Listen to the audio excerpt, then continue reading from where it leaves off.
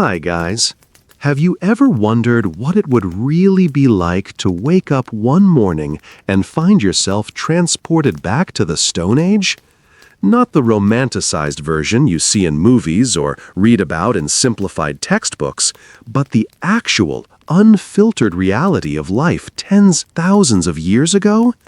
I'm talking about a time when every single day was a test of survival, when the simplest tasks we take for granted today required knowledge, skill, and physical endurance that most of us can barely imagine. Tonight, we're going on a journey that will fundamentally change how you think about your ancestors and the world they inhabited. We'll explore why you, as a modern human with all your intelligence and capabilities, would likely struggle to survive even 24 hours in the Paleolithic era. But we won't stop there. We'll also dive deep into related questions that will help you understand just how dramatically different life was back then, and how that ancient world shaped everything about who we are today. From the moment you opened your eyes in the Stone Age to the desperate search for food, from encounters with megafauna that would terrify you to the social dynamics that could mean the difference between life and death, we're covering it all. This isn't just a history lesson. This is about understanding the raw, primal reality of human existence before civilization, before agriculture, before any of the safety nets we've built around ourselves over millennia. Okay, friends, before you settle in, if you enjoy this kind of deep dive content, then click the like button and don't forget to subscribe. And yes, leave a comment letting me know where you're watching from and what time it is there. Now, dim the lights and turn on the fan, and let's dive into tonight's journey together. Let me paint you a picture of your first moments in the Stone Age, and I want you to really feel this scenario as we go through it. You wake up, but not in your bed. There's no mattress beneath you. No pillow cradling your head, no blanket keeping you warm. Instead, you're lying on the hard ground, maybe on some gathered vegetation if you're lucky, and the first thing you notice is the cold. It's a penetrating cold that seems to seep into your bones, nothing like the minor inconvenience of a chilly morning in your climate-controlled home. This cold is dangerous, and your body knows it immediately. Your teeth start chattering, and you instinctively curl into a tighter ball. But there's no thermostat to adjust, no extra blanket to pull over yourself. You're wearing animal skins if you're fortunate, but these aren't the processed, tanned leathers you might imagine. They're rough, they smell strongly of the animal they came from, and they're nowhere near as effective at insulation as your modern synthetic fabrics or even your cotton pajamas. As your eyes adjust to the dim light of dawn, you begin to take in your surroundings, and nothing looks familiar. You're not in a room with walls and a ceiling. You might be in a cave, which would actually be fortunate, or you might be in a crude shelter made of branches, animal skins, and whatever materials were available. The shelter, if you can even call it that, offers minimal protection from the elements. You can feel drafts of cold air moving through gaps in the structure. You can hear sounds outside that your modern brain has no reference for, sounds that trigger something primal in your nervous system, an ancient fear response that's been mostly dormant in your comfortable modern life. There's the rustling of large animals moving through nearby vegetation, sounds that could be anything from a harmless herbivore to a predator that sees you as potential prey. Your heart starts racing, and you realize something profound. You have no idea what to do next. In your normal life, your morning routine is automatic. You reach for your phone, check your notifications, maybe browse social media for a few minutes. Then you stumble to the bathroom, use the toilet, wash your hands with clean running water, maybe take a hot shower. You brush your teeth with toothpaste, perhaps shave or do your hair. Then you head to the kitchen, where food is stored in a refrigerator, ready to be prepared with minimal effort. Even if you cook breakfast, it's a simple matter of using a stove or microwave, appliances that provide controlled heat at the turn of a knob or the push of a button. But in the Stone Age, none of this exists. Absolutely none of it. Let that sink in for a moment. Everything, and I mean everything, that you need to survive has to be obtained directly from the natural environment through your own knowledge, skill, and physical effort. The absence of your phone would hit you almost immediately. In modern life, your smartphone is your connection to the world, your source of information, your entertainment, your way of communicating with others, your map, your clock, your calendar, your camera, and so much more. You probably check it dozens or even hundreds of times per day without thinking about it.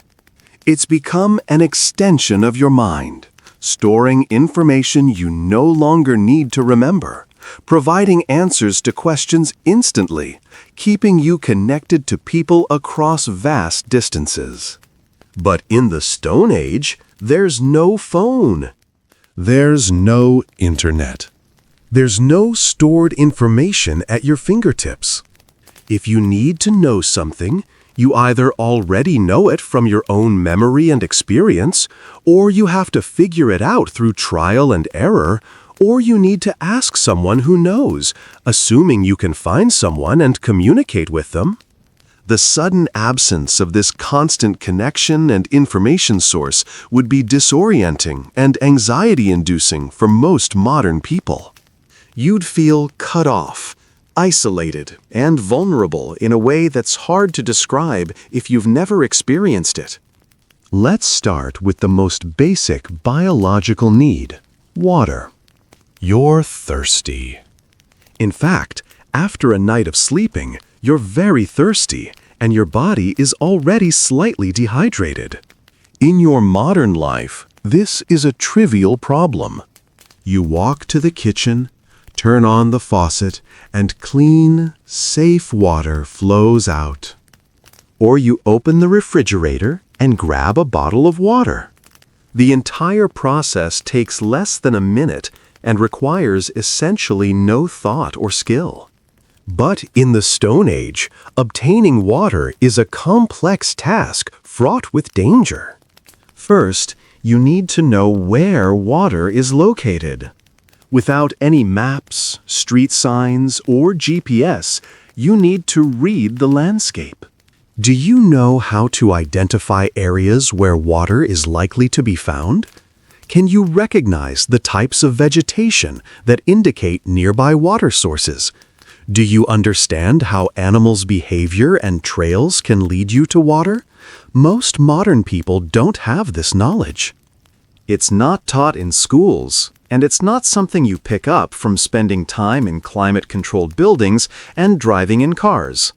Water sources in the Stone Age environment could take many forms, each with its own characteristics and challenges. There might be rivers and streams, which are generally good sources of water, but these aren't always easy to locate if you don't know the terrain. Rivers can be hidden in valleys or gorges, and the sound of flowing water doesn't carry as far as you might think, especially if there's wind or other ambient noise. There might be lakes or ponds, but stagnant water is more likely to contain harmful organisms than flowing water. There might be springs where water emerges from the ground, and these can be excellent sources of clean water, but they're often small and easy to miss if you don't know what to look for. In some environments, you might need to dig for water in dry stream beds or other locations where water is present underground but not visible on the surface. Stone Age people knew all these things. They could read the subtle signs in the landscape that indicated water, but you'd be wandering blind, hoping to stumble upon something. Let's say you somehow manage to find a water source, maybe by following sounds of flowing water or by sheer luck. Now you face another problem. Is this water safe to drink? In the modern world, we've become accustomed to water that's been treated and purified. The water flowing from your tap has been filtered, tested, and treated with chemicals to kill harmful microorganisms. But the water you're looking at in the Stone Age is completely untreated. It might look clear and inviting, but it could contain parasites, bacteria, and other pathogens that will make you violently ill. Stone Age humans had developed some immunity to local waterborne pathogens through lifetime exposure, but you haven't. Your immune system, despite being perfectly adequate for modern life, is naive to these ancient threats. Drinking water that a Stone Age human could handle might give you severe diarrhea, vomiting, or worse. And here's the terrifying part. In the Stone Age, there's no medical care. There are no antibiotics, no IV fluids to rehydrate you, no emergency room to rush to. A case of severe diarrhea or vomiting, which would be an unpleasant but manageable problem in the modern world, could literally kill you in the Stone Age through dehydration and electrolyte imbalance. The waterborne diseases you might encounter in the Stone Age are numerous and serious. Giardia is a parasite that causes severe diarrhea, cramping, and nausea, and it's found in water contaminated by animal or human waste.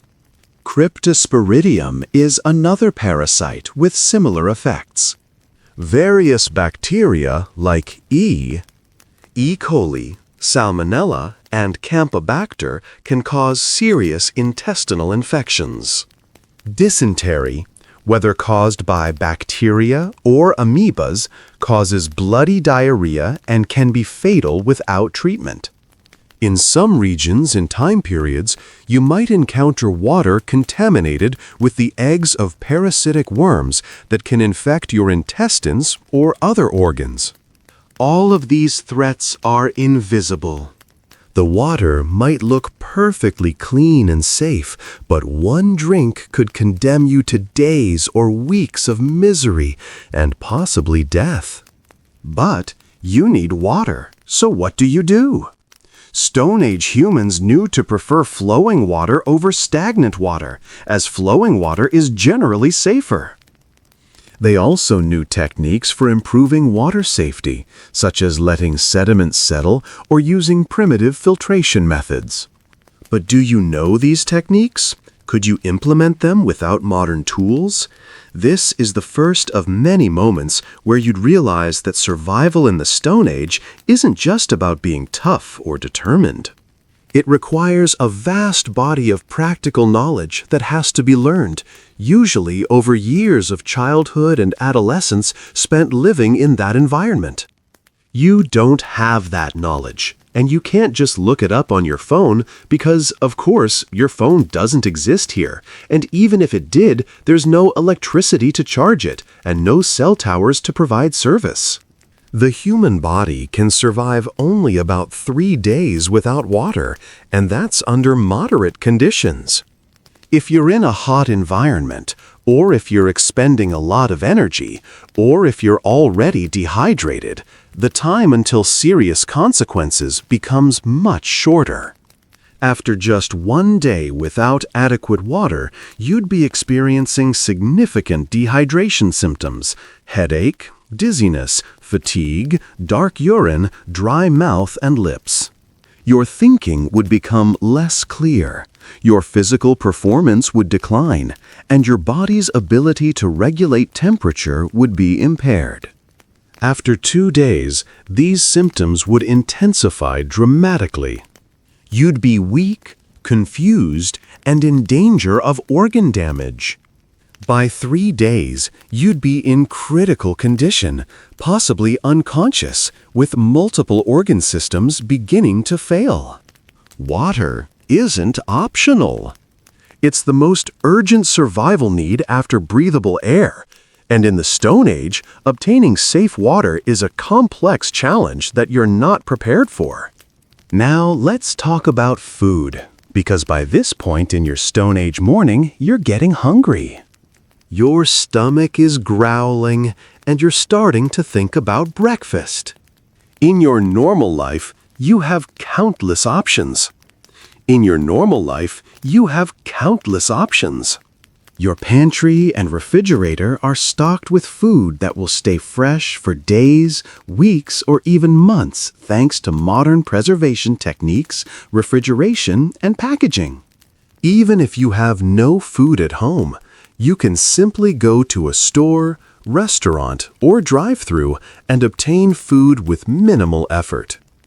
The variety available to you is staggering. Foods from all over the world, prepared in countless ways, available year-round regardless of season. You can eat strawberries in winter, oranges in summer, and foods that naturally grow thousands of miles away from where you live. This abundance and variety is so normal to you that you probably don't even think about how extraordinary it is from a historical perspective. But in the Stone Age, there are no stores, no restaurants, no food delivery services. If you want to eat, you need to obtain food directly from nature, and this is far more difficult than most people realize. Let me explain why you'd likely go hungry, even surrounded by what Stone Age humans would consider a food-rich environment.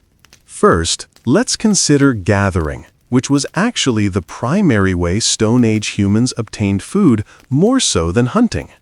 Stone Age people, particularly women and children, were expert gatherers who could identify hundreds of different plants, knowing which parts were edible, when they were in season, how to process them to make them safe and digestible, and where to find them. They could spot edible roots, tubers, nuts, seeds, berries, fruits, and leafy greens that you would walk right past without recognizing. Can you identify which plants in your environment are safe to eat? Unless you're an experienced forager or survivalist, the answer is probably no. You might recognize a few common items if they happen to be in season, like maybe blackberries or blueberries if you're lucky enough to be in the right place at the right time, but the vast majority of edible plants would be invisible to you. Your modern education taught you many valuable things, but identifying wild edible plants wasn't among them. The challenge of plant identification goes beyond just knowing which plants are edible. You also need to know which parts of the plant to eat and when. Some plants have edible roots but poisonous leaves. Others have edible leaves but toxic roots. Many plants are only edible at certain stages of growth. Some need to be cooked or processed in specific ways to break down toxins or make nutrients accessible. For example, acorns, which were a staple food for many Stone Age peoples in areas where oak trees grew, contain high levels of tannins that make them bitter and can cause digestive problems. Stone Age people knew to leach the tannins out by soaking the acorns in water, sometimes for days, changing the water repeatedly until the bitterness was gone. Only then were the acorns safe and pleasant to eat. Without this knowledge, you might try eating raw acorns, find them unpalatable, and dismiss them as inedible, missing out on a valuable food source that's high in calories and could sustain you. Even worse, many plants that look similar to edible ones are actually poisonous. There are berries that look tempting but will make you violently ill or even kill you. There are roots and tubers that require specific processing to remove toxins before they're safe to eat. Stone Age people knew all of this through cultural knowledge passed down through generations, but you don't. So you face a terrible dilemma. You're hungry, you're surrounded by plants, but eating the wrong thing could poison you, and you have no reliable way to tell which is which. Some people might think they could just experiment, trying small amounts of different plants to see what happens, but this is incredibly dangerous. Some plant toxins have delayed effects, meaning you might not realize you've poisoned yourself until hours later when it's too late to do anything about it. Other toxins require only a small amount to cause serious harm or death. The margin for error is essentially zero, and there's no poison control center to call, no hospital to pump your stomach. A foraging mistake in the Stone Age could be your last mistake. Consider some specific examples of dangerous plants that exist in many environments. Water hemlock, which grows near water sources where you might be searching for water, is one of the most poisonous plants in North America. It can be confused with edible plants like wild carrots or parsnips. Eating even a small amount can cause violent convulsions and death within hours. Deadly nightshade produces attractive black berries that a desperate, hungry person might be tempted to eat, but just a few berries can be fatal. White snakeroot, which caused many deaths among early European settlers in North America, is toxic to humans and animals, and the toxin can even be passed through milk from cows that have eaten it. Poison hemlock, which famously killed Socrates, grows in many temperate regions and can be mistaken for edible plants in the carrot family.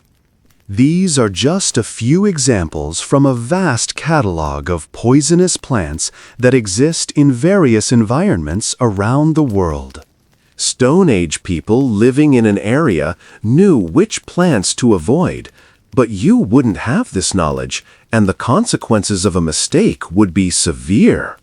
Let's say you decide to avoid the risk of gathering and focus on hunting instead. After all, meat is highly nutritious and provides concentrated calories, protein, and fat. Surely you could catch some kind of animal, right? Well, let's think about what hunting actually involves in the Stone Age. First, you need tools. You don't have a rifle, a bow and arrow, or even a knife. You might have access to rocks and sticks, but turning these raw materials into effective hunting tools requires significant skill. Could you create a sharp stone tool through flint knapping? This is a complex skill that takes most people many hours of practice to develop even basic competency.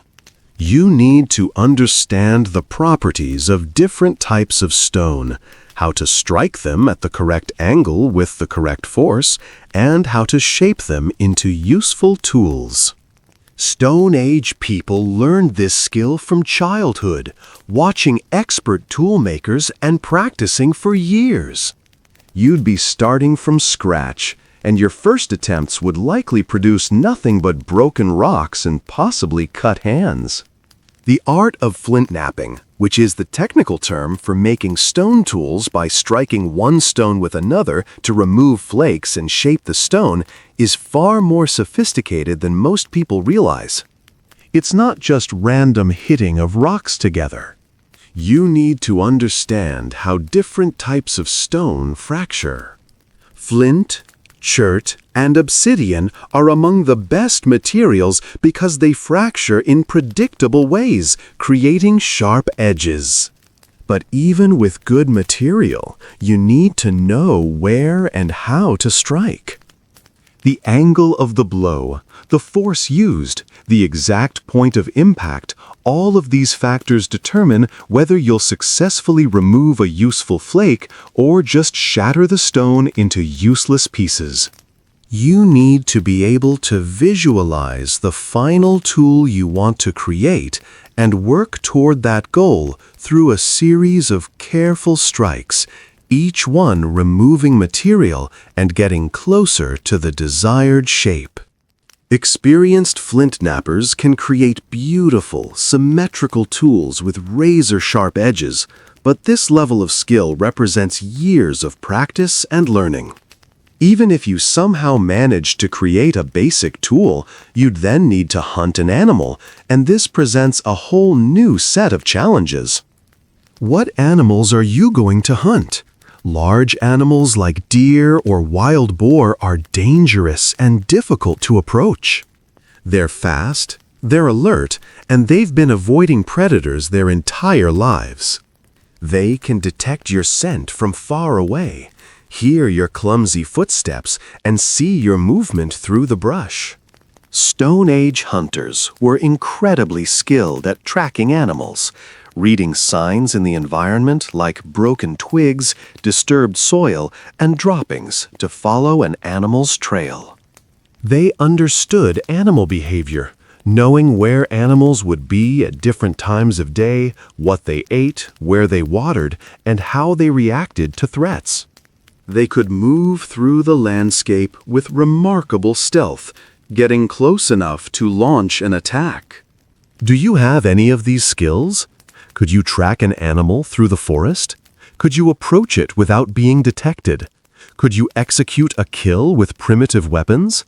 The honest answer for almost everyone reading this is no. Tracking is a skill that requires intimate knowledge of both the environment and the animals that live in it. A skilled tracker can look at marks on the ground and tell you not just what animal passed by, but how long ago, whether it was walking or running, whether it was healthy or injured, and where it was likely heading. They can read tracks in various substrates, from soft mud where prints are obvious to hard ground where only subtle disturbances are visible. They can identify signs that you wouldn't even notice. A blade of grass bent in a certain direction, a spider web broken at a particular height, a stone turned over revealing a different color underneath. They can smell where animals have been, notice where vegetation has been browsed, and hear sounds that indicate animal presence. All of this requires years of experience and constant practice. Without this knowledge, you'd be stumbling through the landscape with no idea where animals are or how to find them. Maybe you're thinking you could hunt something smaller and easier, like rabbits or birds. But small game presents its own challenges. These animals are fast and skittish, with quick reflexes and keen senses. Catching them without modern weapons or traps is extremely difficult. Stone Age people used various trapping techniques, but these require knowledge of animal behavior and the ability to construct effective traps, neither of which you possess. You might spend an entire day trying to catch something small and come away with nothing to show for your efforts except exhaustion and depleted energy reserves. And here's a crucial point. Your body is burning calories all the time, even when you're not actively doing anything. Walking around searching for food, trying to hunt, attempting to make tools, all of this requires energy.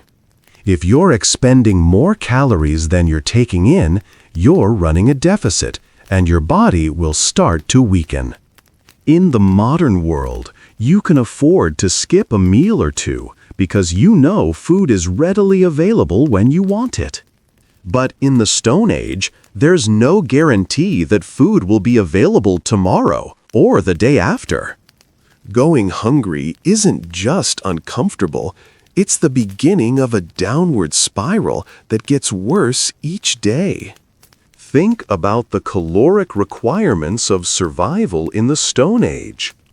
An average adult needs somewhere between 2,000 and 2,500 calories per day just to maintain their weight and energy levels under normal conditions. But in the Stone Age, you're not under normal conditions.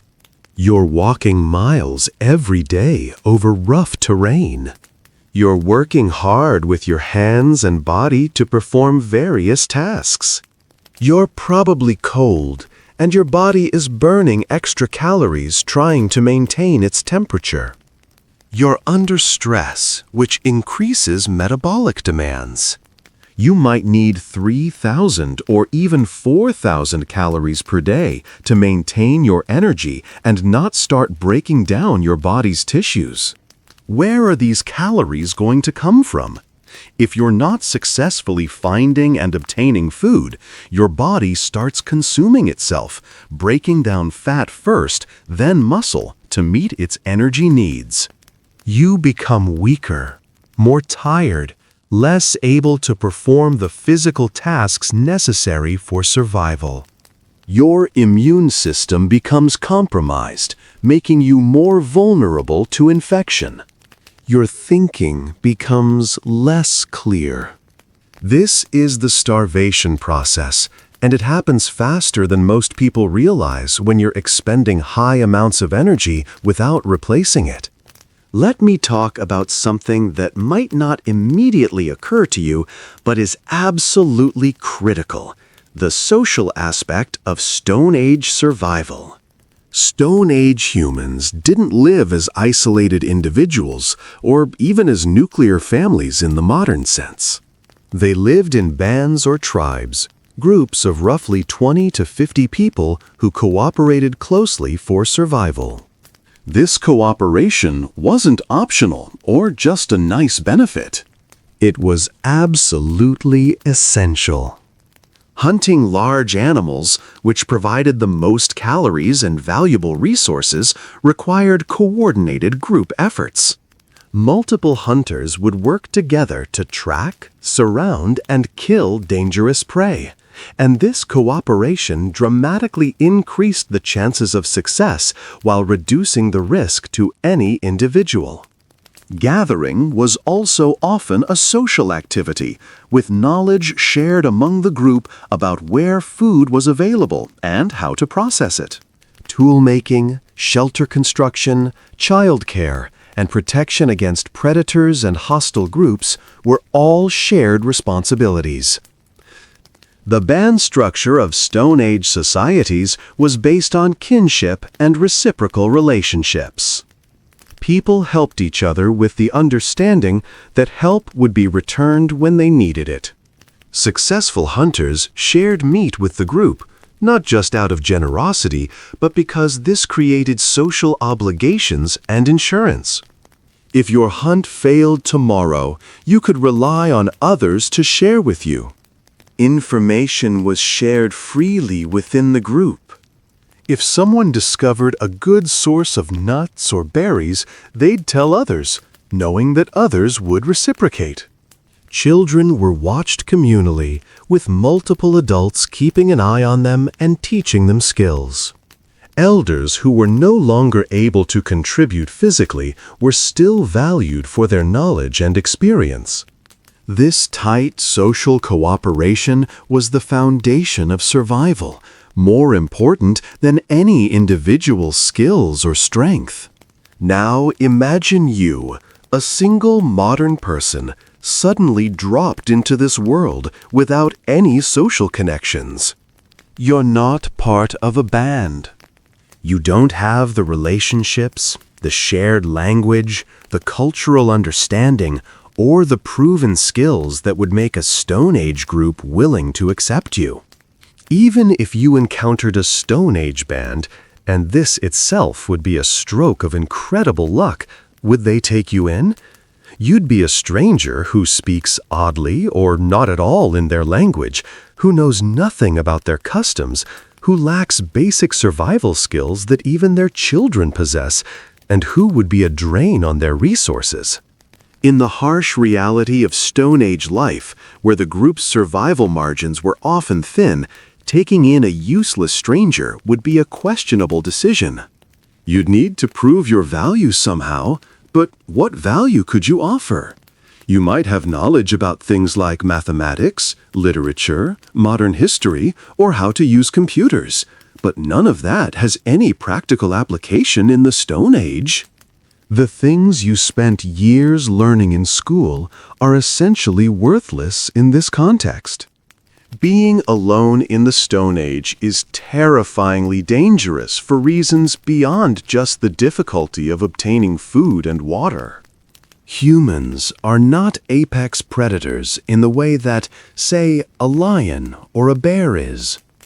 We're successful as a species largely because of our intelligence, our use of tools, and our ability to cooperate in groups.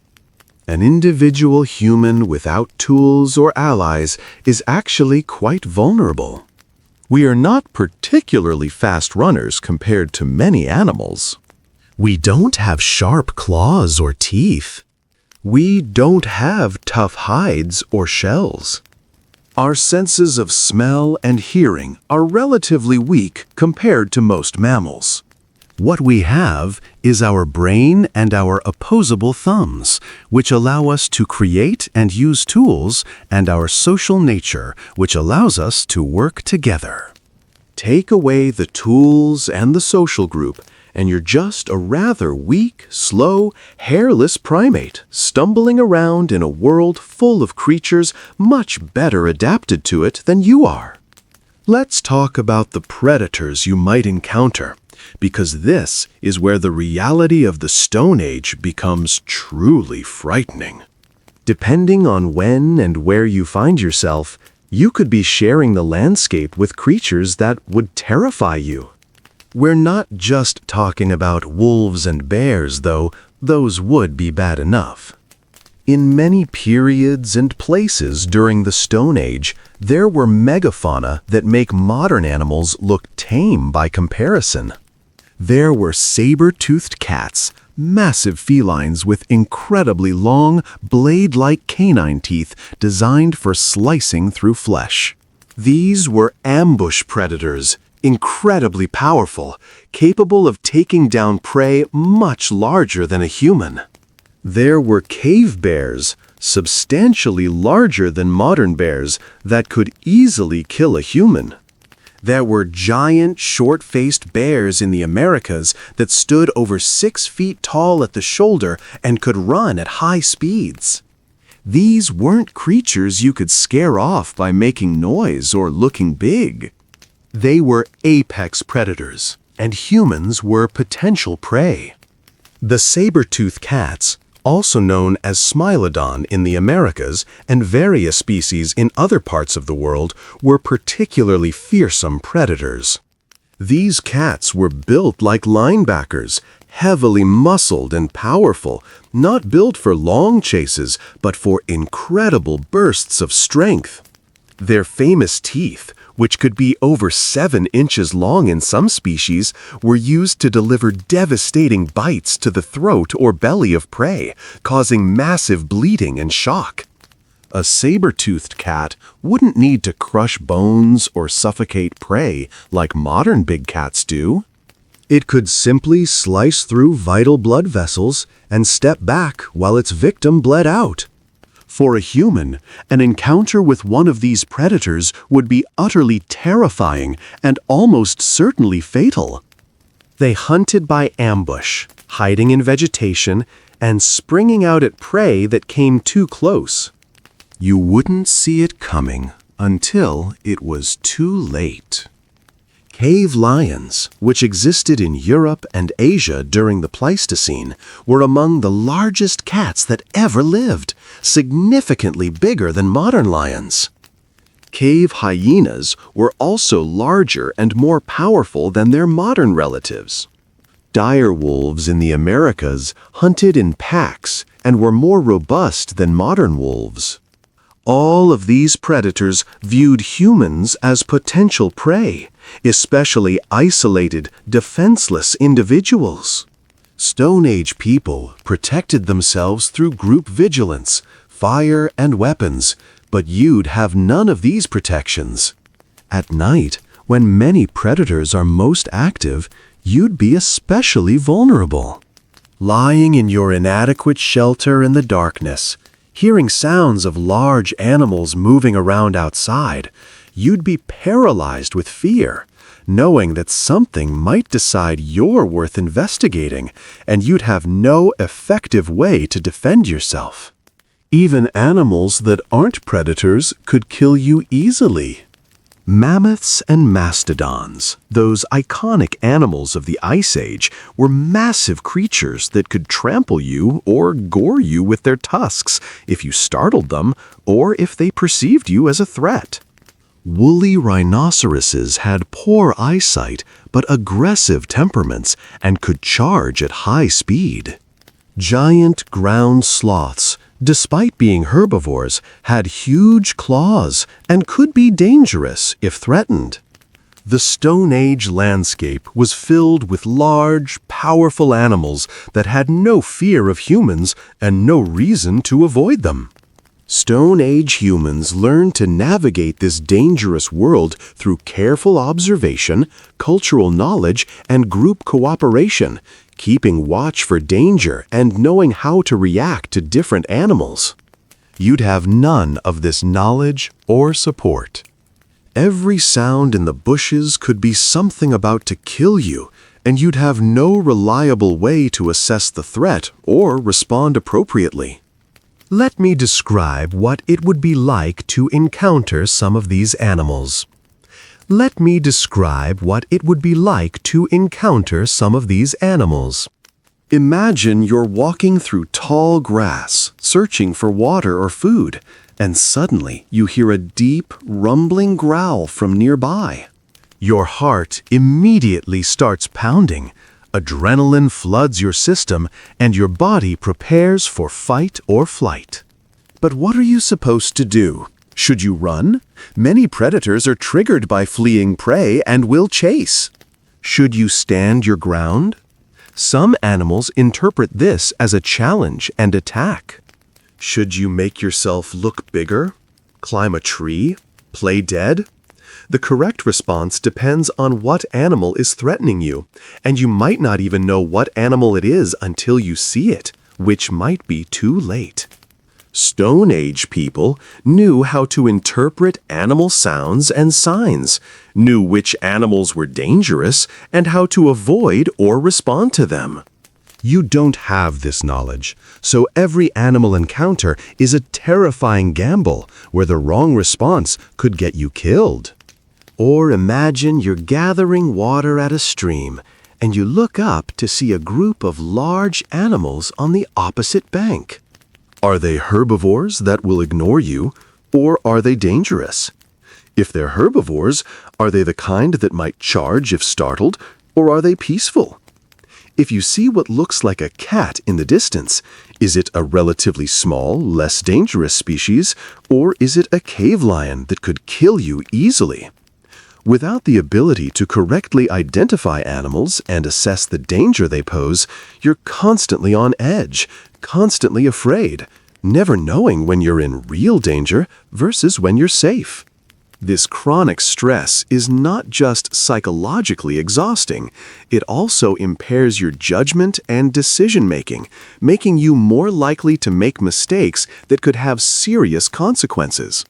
Now let's consider the physical challenges you'd face. Modern humans, even those who exercise regularly, are adapted to a very different lifestyle than Stone Age humans. Stone Age people walked and moved constantly throughout the day, covering many miles in search of food and resources. Their bodies were lean and muscular from constant physical activity starting from early childhood. They had tough, calloused feet from walking barefoot or in minimal footwear over rough terrain. Their hands were strong and skilled from a lifetime of working with tools, processing materials, and manipulating objects. They had remarkable endurance because their survival depended on it. Now think about yourself. How much do you walk in a typical day? Most modern people walk only a few thousand steps, much of it on flat, smooth surfaces like sidewalks and floors. We sit for many hours a day in chairs, at desks, in cars, on couches. Our feet are soft from always being in supportive shoes. Many people have back problems, knee problems, or other physical issues from our sedentary lifestyle and poor posture. Suddenly, being required to walk miles over rough, uneven terrain with no trail or path would be exhausting and painful for most modern people. Your feet would blister and hurt. Your legs and back would ache. You might twist an ankle or strain a muscle. And remember, in the Stone Age, there's no rest day where you can just relax and recover. There's no couch to lie on, no pain medication to take, no physical therapist to visit. You need to keep moving, keep searching for food and water, keep staying alert for danger, day after day. A minor injury that would be a temporary inconvenience in the modern world could become a serious threat to your survival if it limits your mobility or ability to obtain resources. An infection in a cut or blister, something easily treated with modern antibiotics, could become life-threatening.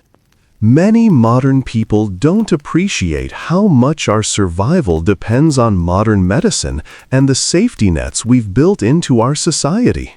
The terrain itself would present challenges you're not used to. Stone Age people navigated through dense forests where you had to duck under branches, climb over fallen logs, and push through undergrowth. They crossed streams by hopping on rocks or wading through cold water. They climbed hills and mountains, descended into valleys, and traversed landscapes that had no paths or trails. All of this required balance, coordination, strength, and endurance. Modern people who are used to flat, even surfaces would struggle enormously with this kind of movement. You'd be constantly at risk of tripping, falling, sliding, or otherwise injuring yourself on the rough, uneven, obstacle-filled terrain. And every injury, no matter how minor, reduces your chances of survival because it impairs your ability to perform the physical tasks necessary to stay alive. Your hands, which you use for delicate tasks like typing or touchscreen interactions in modern life, would be completely inadequate for Stone Age work. Stone Age people had hands that were strong, tough, and skilled from a lifetime of heavy use. They could grip tools firmly for extended periods, work with rough materials without injury, and perform delicate manipulations when needed. Your hands would quickly become sore, blistered, and possibly cut from attempting to work with stone, wood, and other materials. Tasks that Stone Age people could perform for hours would leave your hands cramping and painful after just minutes. This physical inadequacy would be one more way that you'd be unable to perform the basic tasks necessary for survival. The mental and emotional challenges would be just as severe as the physical ones, perhaps even more so. Modern humans are used to a level of safety, comfort, and predictability that simply doesn't exist in the Stone Age. We're used to knowing where our next meal is coming from, having shelter from the elements, being able to rest when we're tired, and having access to entertainment and social connection. We're used to having control over our environment through technology. Suddenly, having none of this, being in constant danger, constantly uncomfortable, constantly uncertain about whether you'll be able to meet your basic needs would be psychologically devastating. The stress and anxiety would be overwhelming. Fear would be your constant companion, annoying, exhausting emotion that saps your mental energy and makes it hard to think clearly or make good decisions. In modern life, we have countless ways to manage stress and negative emotions. We can watch TV or movies, listen to music, play games, exercise in safe, controlled environments, talk to friends or therapists, take medications if needed, or simply retreat to comfortable private spaces where we feel safe. But in the Stone Age, you'd have none of these coping mechanisms. The stress would be constant and unrelenting, with no escape and no relief. This level of chronic stress would take a severe toll on your mental health, potentially leading to anxiety disorders, depression, or even complete psychological breakdown. Your ability to think rationally and make good decisions would be compromised, which in a survival situation could lead to fatal mistakes. Loneliness would also be a huge factor if you're alone. Humans are intensely social creatures. We need social connection, not just for practical survival reasons, but for our psychological well-being. Extended isolation, especially when combined with constant danger and hardship, can lead to serious mental health problems. You might find yourself talking to yourself, experiencing hallucinations, or losing your grip on reality. The human mind isn't designed to function well in complete isolation under extreme stress. Stone Age people always had their social group for support, companionship, and cooperation. You wouldn't have that, and the psychological toll would be immense. The absence of any sense of control or predictability would also be mentally devastating. In modern life, we have considerable control over our circumstances. We can make plans and have reasonable confidence they'll work out. We can predict with accuracy what tomorrow will be like. We have routines and structures that give us a sense of order and control. But in the Stone Age survival situation, you'd have almost no control over anything. You can't control the weather. You can't control whether you'll find food. You can't control whether a predator will attack you. You can't control whether you'll get sick or injured. This complete lack of control and the inability to predict what will happen next is psychologically crushing for most people. We're hardwired to seek patterns and predictability because it helps us feel safe. When that's absent, we experience severe psychological distress. Let's talk about the climate and weather, because this adds another layer of difficulty to everything else we've discussed. Much of the Stone Age, particularly the Paleolithic era, occurred during the last ice age, when global temperatures were significantly colder than today. Even areas that are temperate now would have been much colder then, with long, harsh winters and short, cool summers. Ice sheets covered much of North America and Europe. Even areas not directly covered by ice experienced tundra or cold steppe conditions with fierce winds and brutal temperatures. In such a climate, staying warm isn't just about comfort, it's about survival.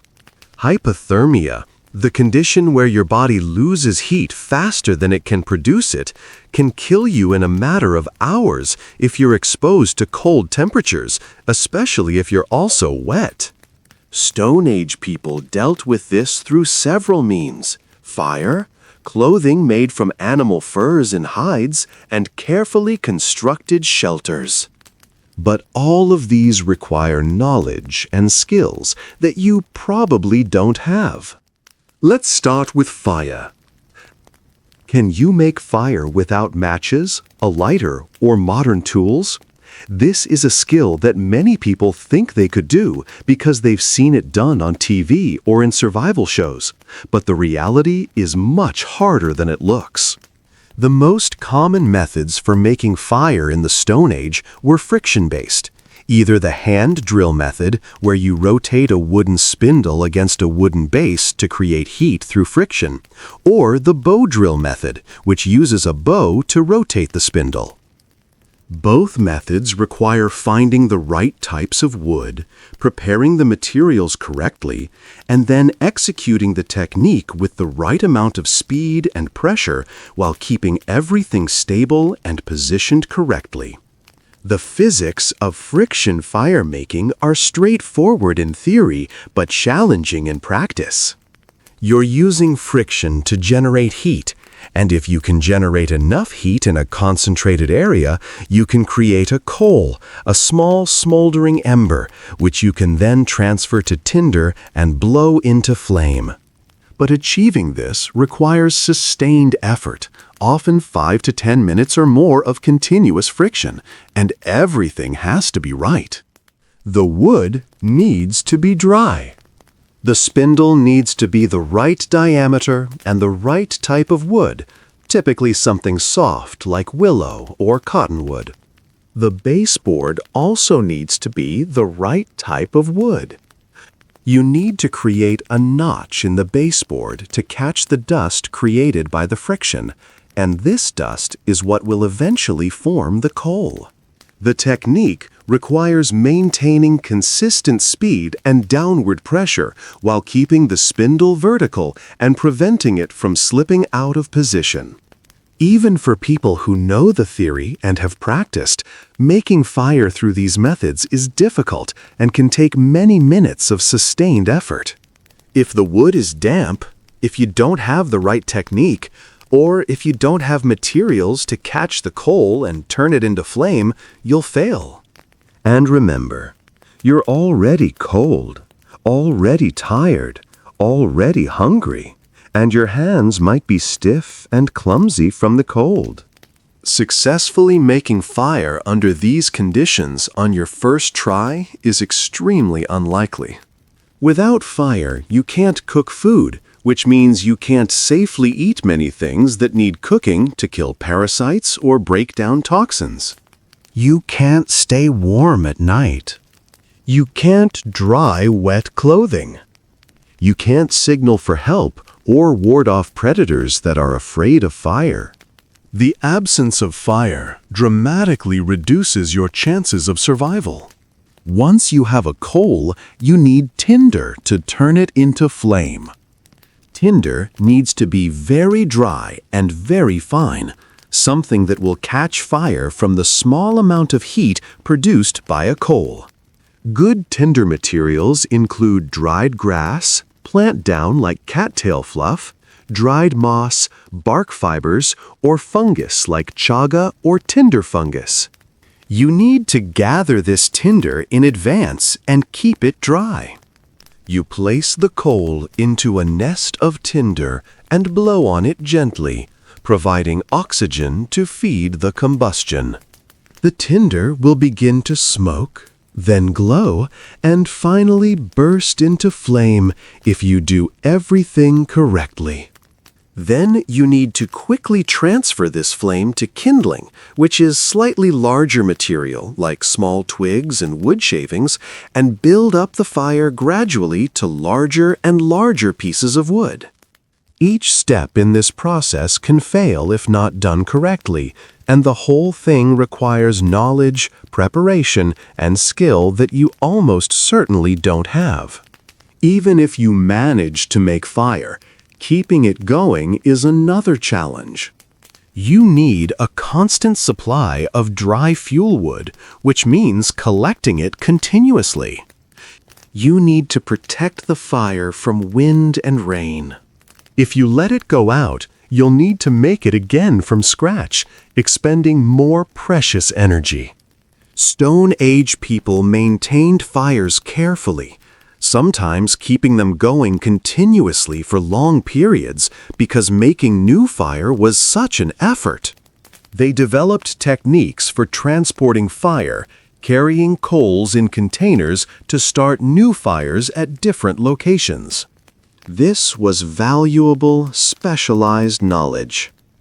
Some Stone Age groups had another method for making fire, striking certain types of rock, like flint or iron pyrite, against each other, or against steel if they had it, to produce sparks. These sparks could ignite very fine, dry tinder. But this method also requires the right materials and technique. You need to know which rocks will produce sparks. You need to strike them at the correct angle and with sufficient force, and you need tinder that's fine enough to catch from a spark, which is harder to ignite than tinder catching from a coal. Without knowledge and practice, this method is also likely to fail. Clothing is another critical factor in cold climates. Stone Age people made clothing from animal hides and furs, but this wasn't simple. First, you need to hunt and kill an animal, which we've already discussed is extremely difficult. Then you need to skin it, which requires a sharp tool and knowledge of how to do it without damaging the hide. Then the hide needs to be processed to make it suitable for clothing. Fresh hide will rot and become stiff if not treated properly.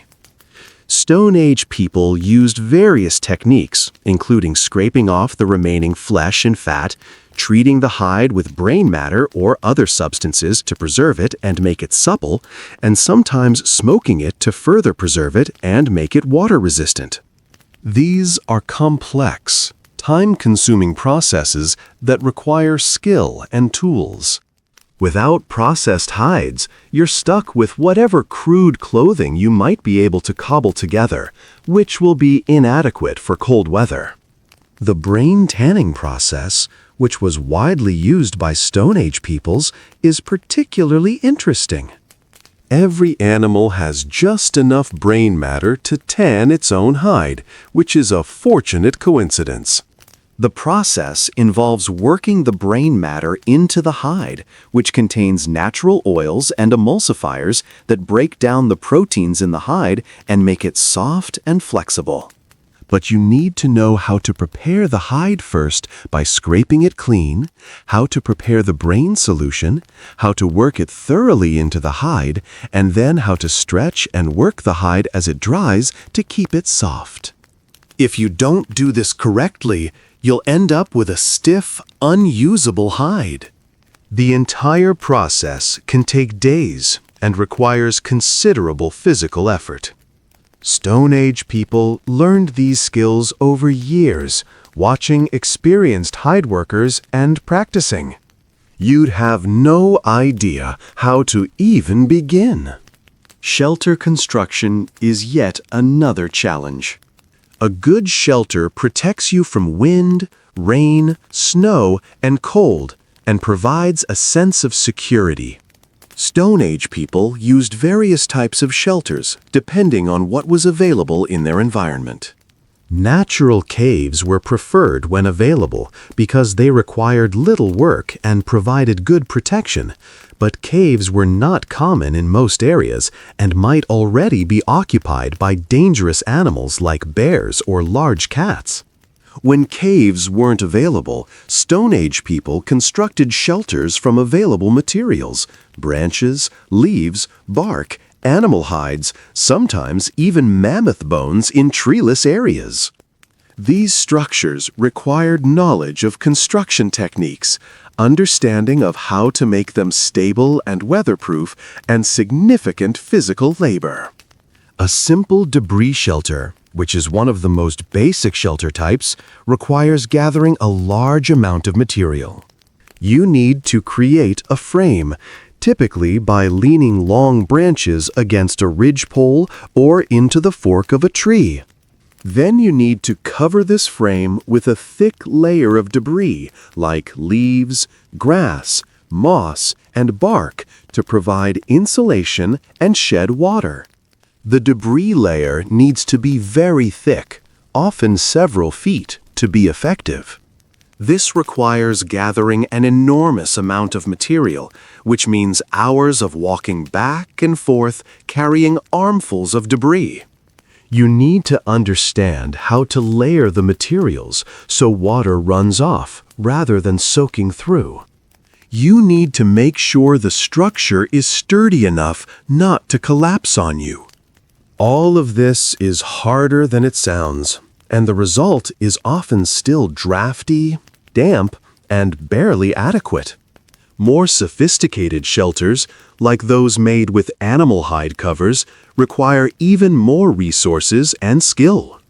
You need multiple hides, which means multiple successful hunts. You need to construct a sturdy frame, often using techniques like lashing poles together with cordage made from plant fibers or animal sinews. You need to understand how to arrange the structure to be stable, to provide adequate space, and to allow for a fire inside or near the entrance for warmth. Stone Age people could construct impressive shelters that housed entire families, but this required expertise that took years to develop. Your first attempt at building a shelter would likely be crude and barely functional, leaving you exposed to the elements. Could you construct an effective shelter? Even if you have some general idea of what needs to be done, the practical execution is much harder than it seems.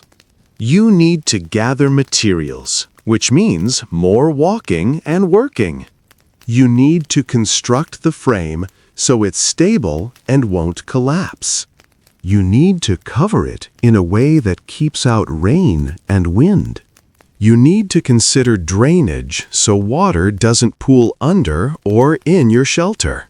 You need to make it big enough to accommodate you and a fire if possible, but not so big that it's difficult to heat. All of this requires time, energy, and practical skills that most modern people simply don't have. Your first attempts at shelter building would likely result in something that's barely functional, providing minimal protection from the elements. Let's consider disease and injury again, because this is such a crucial difference between the Stone Age and modern life. In your daily life, you're protected by modern medicine in ways you probably don't even think about. If you get a bacterial infection, you take antibiotics. If you break a bone, it's set properly and immobilized to heal correctly. If you have a severe injury or illness, you can go to a hospital where trained professionals with advanced equipment can treat you. If you have a chronic condition like diabetes or asthma, you take medication that allows you to live a normal life. None of this exists in the Stone Age. Absolutely none of it. Stone Age people did have some medicinal knowledge based on plants and natural substances, but this knowledge was limited and not nearly as effective as modern medicine. They could treat some minor wounds, might know plants that had mild analgesic or antimicrobial properties, and had techniques for setting simple fractures. But for serious illnesses or injuries, there was often nothing that could be done. Life expectancy in the Stone Age was low, probably around 25 to 35 years on average, not because people couldn't potentially live longer, but because so many died young from disease, accidents, infections, childbirth complications, violence, and other causes that are largely preventable in the modern world. Think about what would happen to you if you got seriously ill or injured in the Stone Age. Let's say you cut yourself badly while trying to make a stone tool. The cut is deep and bleeding heavily. In the modern world, you'd apply pressure, clean the wound, maybe get stitches, and take antibiotics to prevent infection. But in the Stone Age, you might be able to stop the bleeding by applying pressure, and you might be able to wrap it with something. But proper cleaning and disinfection isn't really possible, and there are no antibiotics. The wound has a high chance of becoming infected. If the infection is minor, your immune system might handle it, but if it's serious, the infection could spread through your bloodstream, causing sepsis, which is often fatal without modern medical treatment. Wound infections can progress rapidly and become life-threatening. What starts as a small area of redness and swelling around the wound can, within days, become a serious infection with red streaks extending from the wound, indicating the infection is spreading through the lymphatic system. You develop fever, chills, and feel increasingly sick as your body tries to fight the infection. Without antibiotics, the infection could spread to your blood, causing septic shock, where your blood pressure drops dangerously, your organs begin to fail, and death becomes likely. Stone Age people sometimes survived infections through the strength of their immune systems, but many died from infections that would be trivial to treat in the modern world. Or, let's say you eat something that doesn't agree with you, and you develop severe diarrhea and vomiting. This causes rapid dehydration and electrolyte imbalance. In the modern world, this would be treated with oral rehydration solutions at minimum, or IV fluids if severe. You'd be told to rest, and your condition would be monitored. But in the Stone Age, you'd have to try to drink water to rehydrate, which might be hard to keep down if you're vomiting. You'd become weak and unable to perform the physical tasks necessary for survival. You'd be vulnerable to predators and unable to search for food. This is how a relatively minor illness can become life-threatening in a survival situation. The dehydration from severe diarrhea and vomiting is particularly dangerous. Your body loses not just water, but also electrolytes like sodium, potassium, and chloride, which are essential for cellular function. When these become imbalanced, your cells can't function properly. Your heart rhythm can become irregular. Your muscles become weak and uncoordinated. Your brain function is impaired, leading to confusion and potentially unconsciousness. Without proper rehydration with both water and electrolytes, you can die within days. Stone Age people might have had some understanding that certain foods or preparations helped with these conditions, but they didn't understand the underlying mechanisms and couldn't provide the level of care that modern medicine can. Even something as simple as a toothache, which would be a painful but manageable problem in the modern world where you could see a dentist, becomes a serious issue in the Stone Age. Dental infections can spread to your jaw and even to your brain if left untreated. Stone Age people did suffer from dental problems, though perhaps less than modern people because their diet was free from refined sugars. But when they had serious dental issues, there wasn't much that could be done except endure the pain and hope the infection didn't spread. A dental abscess, which is a pocket of pus caused by bacterial infection, causes excruciating pain and swelling. If the infection spreads, it can cause life-threatening conditions like Ludwig's angina, where the infection spreads to the floor of the mouth and throat, potentially blocking the airway, or brain abscess, where the infection spreads to the brain tissue. Let's talk about the passage of time and how your situation would evolve over days and weeks. Let's say you somehow survive the first day through luck and determination. You found some water, maybe ate some bugs or grubs because they're easier to catch than other animals, and you're desperate. You're exhausted, cold, probably injured in minor ways, and psychologically drained from the constant stress and fear. Night falls, which brings a whole new set of challenges. Without electric lights, without even a reliable fire if you haven't managed to make one, the darkness is absolute in a way that modern people rarely experience. The night is filled with sounds, animal calls and movements that you can't identify. Nocturnal predators are active. The temperature drops even further. You huddle in your inadequate shelter, unable to sleep properly because you're too uncomfortable and too afraid. Every sound makes your heart race. Is something approaching? Is something stalking you? You have no way to know. The psychological impact of that first night alone in the Stone Age darkness cannot be overstated. Humans have an instinctive fear of darkness because for most of our evolutionary history, darkness meant vulnerability to predators. In the modern world, we've largely eliminated this fear through artificial lighting. We can make any space bright at the flip of a switch. We're never truly in darkness unless we choose to be. But in the Stone Age night, the darkness is complete and filled with real dangers. Your imagination runs wild, interpreting every sound as a potential threat. The rustling of leaves could be wind, or it could be something creeping toward you. That distant call could be a harmless animal, or it could be a predator communicating with its pack.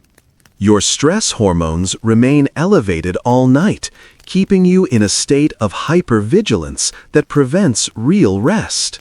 Even if you do manage to fall asleep briefly, you wake frequently, startled by sounds or simply by your own anxiety. When dawn finally comes, you face the same challenges all over again. You need water. You need food. You need to maintain your shelter and your fire if you have one. You need to stay alert for danger. And you're starting this second day already depleted from the first day.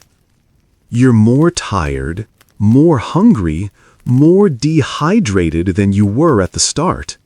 If you failed to find enough food on day one, which is likely, you're now even more desperate.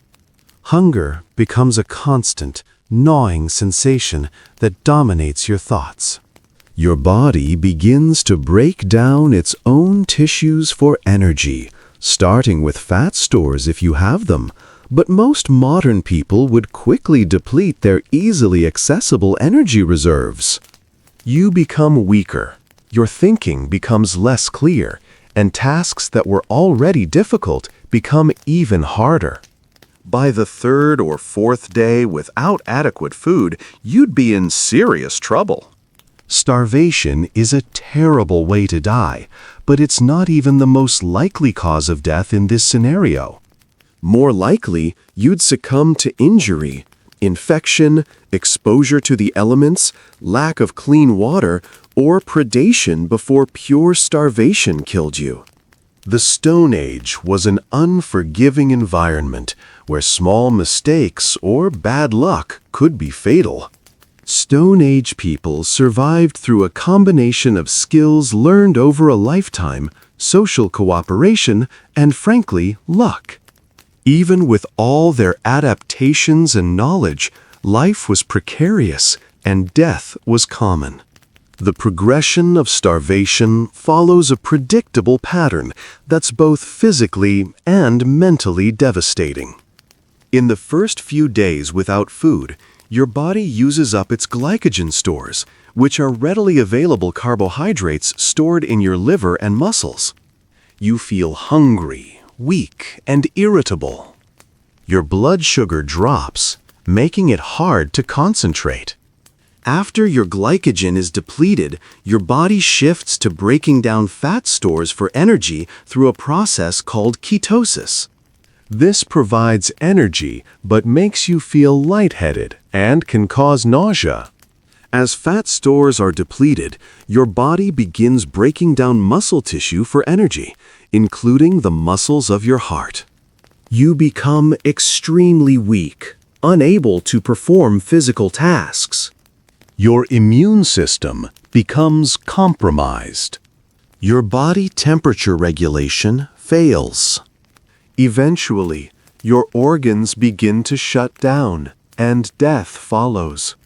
This entire process might take weeks under ideal conditions, but in the Stone Age, where you're also expending enormous energy and facing other threats, you'd deteriorate much faster. Now, let's expand our view and think about some broader questions related to Stone Age life that help us understand just how different that world was from ours. One question people often ask is, how did Stone Age people actually spend their days?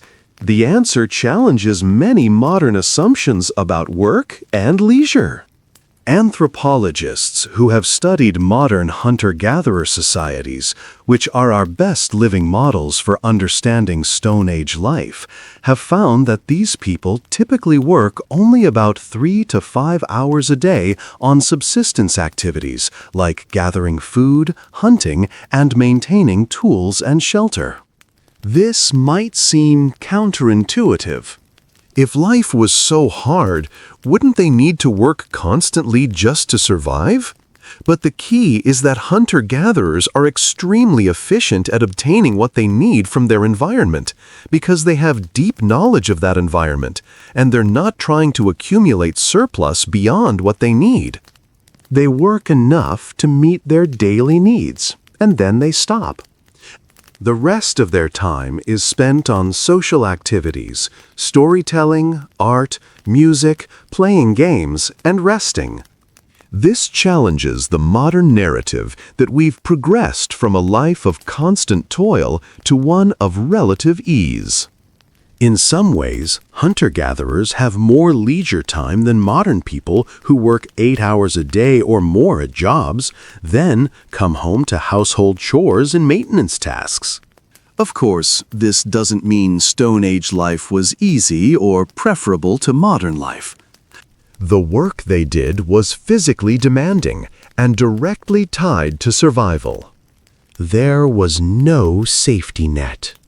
But it does suggest that Stone Age people weren't living in constant, desperate struggle every waking moment. They had time for cultural activities, social bonding, and pursuits that made life meaningful beyond mere survival. The 3 to 5 hour workday figure comes from extensive studies of groups like the Hadza of Tanzania, the San people of the Kalahari, and other contemporary hunter-gatherer societies.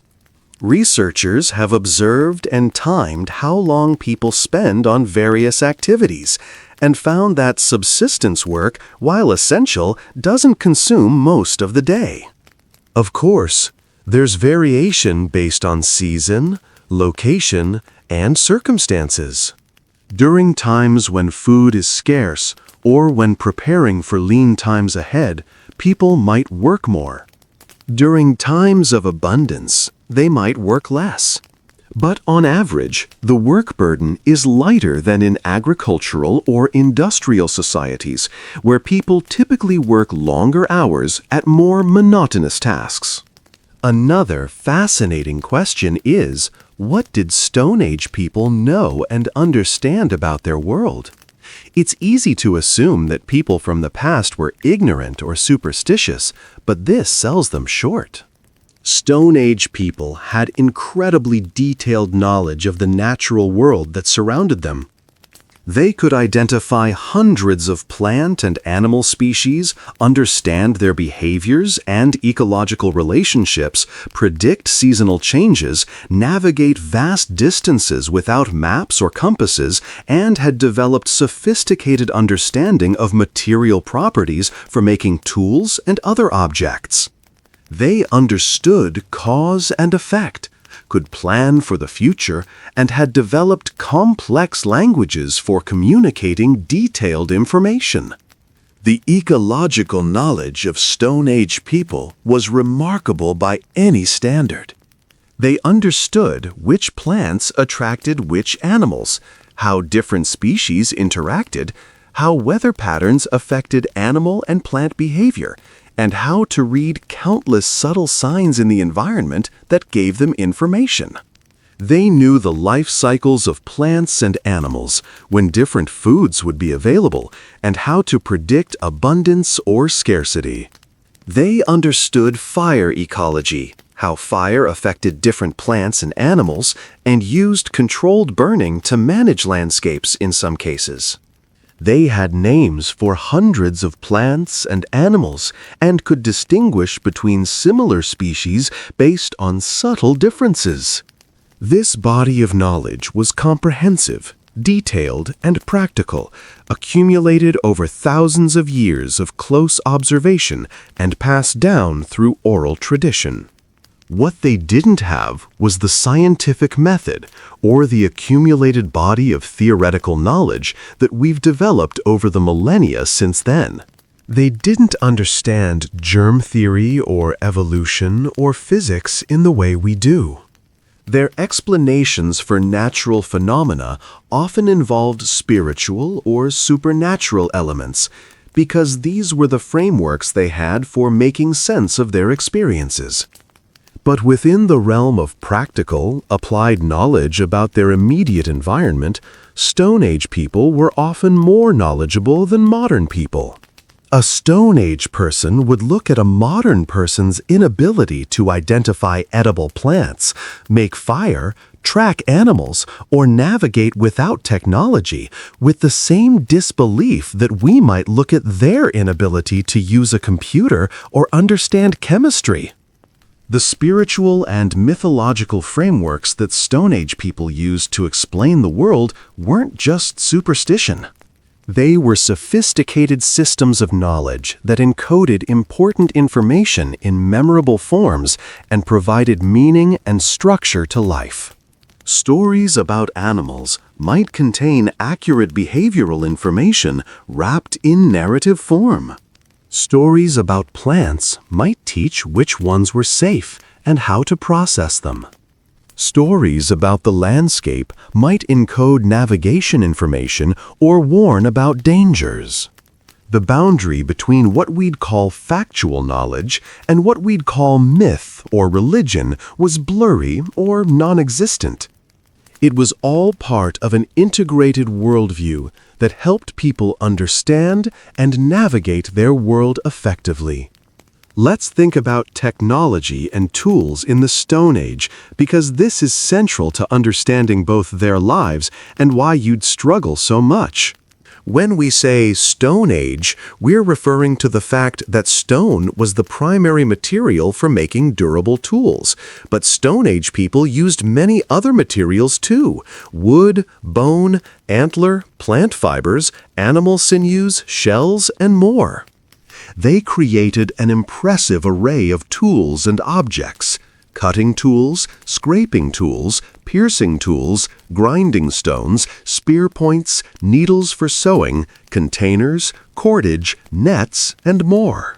The creation of these objects required not just manual skill, but understanding of material properties, geometry, and mechanics. A well-made stone tool, like a hand axe or a blade, is a beautiful object that demonstrates sophisticated understanding of how stone fractures and how to control that fracturing to create the desired shape. The range of stone tool types is impressive and shows increasing sophistication over time. Early Oldowan tools from over 2 million years ago were simple, crude objects made by removing a few flakes from a stone to create a sharp edge. Acheulean hand axes from around 1.5 million years ago showed more sophisticated shaping, with careful flaking to create symmetrical, multi-purpose tools. By the time of the Upper Paleolithic, 40,000 to 10,000 years ago, stone tool technology had reached remarkable sophistication. People were creating long, thin blades struck from carefully prepared cores. They were making composite tools where stone points were hafted to wooden shafts using adhesives made from plant resins or birch bark tar. They were creating specialized tools for specific purposes: burins for engraving, microliths for making composite cutting tools, backed blades for knives, and many others. But here's the critical point. This technology, sophisticated as it is, represents thousands upon thousands of years of accumulated knowledge, innovation, and refinement. Early stone tools from over 3 million years ago were crude, simple objects. Over immense stretches of time, techniques were slowly developed, improved, and passed down through cultural transmission. By the time we get to the Upper Paleolithic, 40,000 to 10,000 years ago, stone tool technology had reached a high level of sophistication, with specialized tools for specific tasks, composite tools that combined multiple materials, and artistic elements that show these objects were more than just utilitarian. But you, dropped into the Stone Age, would have access to none of this accumulated knowledge. You'd be starting from zero, trying to figure out, in days or weeks, what took humanity thousands of years to develop. This is part of why you'd be so helpless. It's not that you're less intelligent than Stone Age people. It's that you don't have the specific knowledge and skills that their culture spent millennia developing and that they learned from childhood. Let's consider another interesting question. What role did art and culture play in Stone Age life? We have evidence that Stone Age people created art going back at least 40,000 years and possibly much earlier. They painted on cave walls, carved figurines, made jewelry from shells and stones, created musical instruments, and almost certainly had rich oral traditions of stories, songs, and myths. This tells us something profound about Stone Age people. They weren't just surviving, they were living in ways that we would recognize as distinctly human. They had imagination, creativity, a sense of beauty, and the desire to express themselves and communicate ideas that went beyond immediate practical concerns. The cave paintings found in places like Lascaux in France, Altamira in Spain, and Chauvet Cave in France are breathtaking in their beauty and sophistication. These aren't crude stick figures. They're realistic, detailed, dynamic depictions of animals like horses, bison, deer, and predators, painted with sophisticated understanding of anatomy, movement, and artistic technique. The artists used shading, perspective, and utilized the natural contours of the cave walls to create three-dimensional effects. They mixed pigments to create different colors and used various application techniques, including brushes, fingers, and spray painting by blowing pigment through hollow bones. Creating these paintings required significant time, effort, and resources, including artificial lighting from lamps or torches to work deep in caves where natural light doesn't reach. The fact that people invested this much effort into creating art tells us it was important to them. This art and culture served important functions in their societies.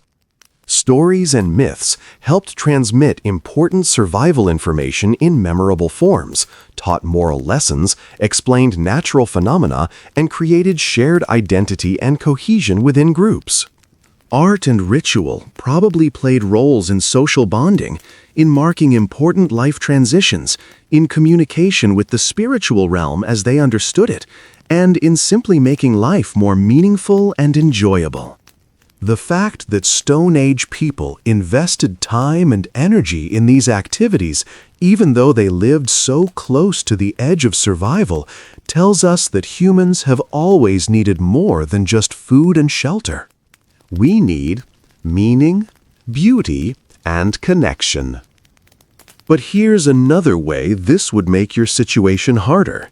You wouldn't share any of this cultural framework with Stone Age people if you encountered them.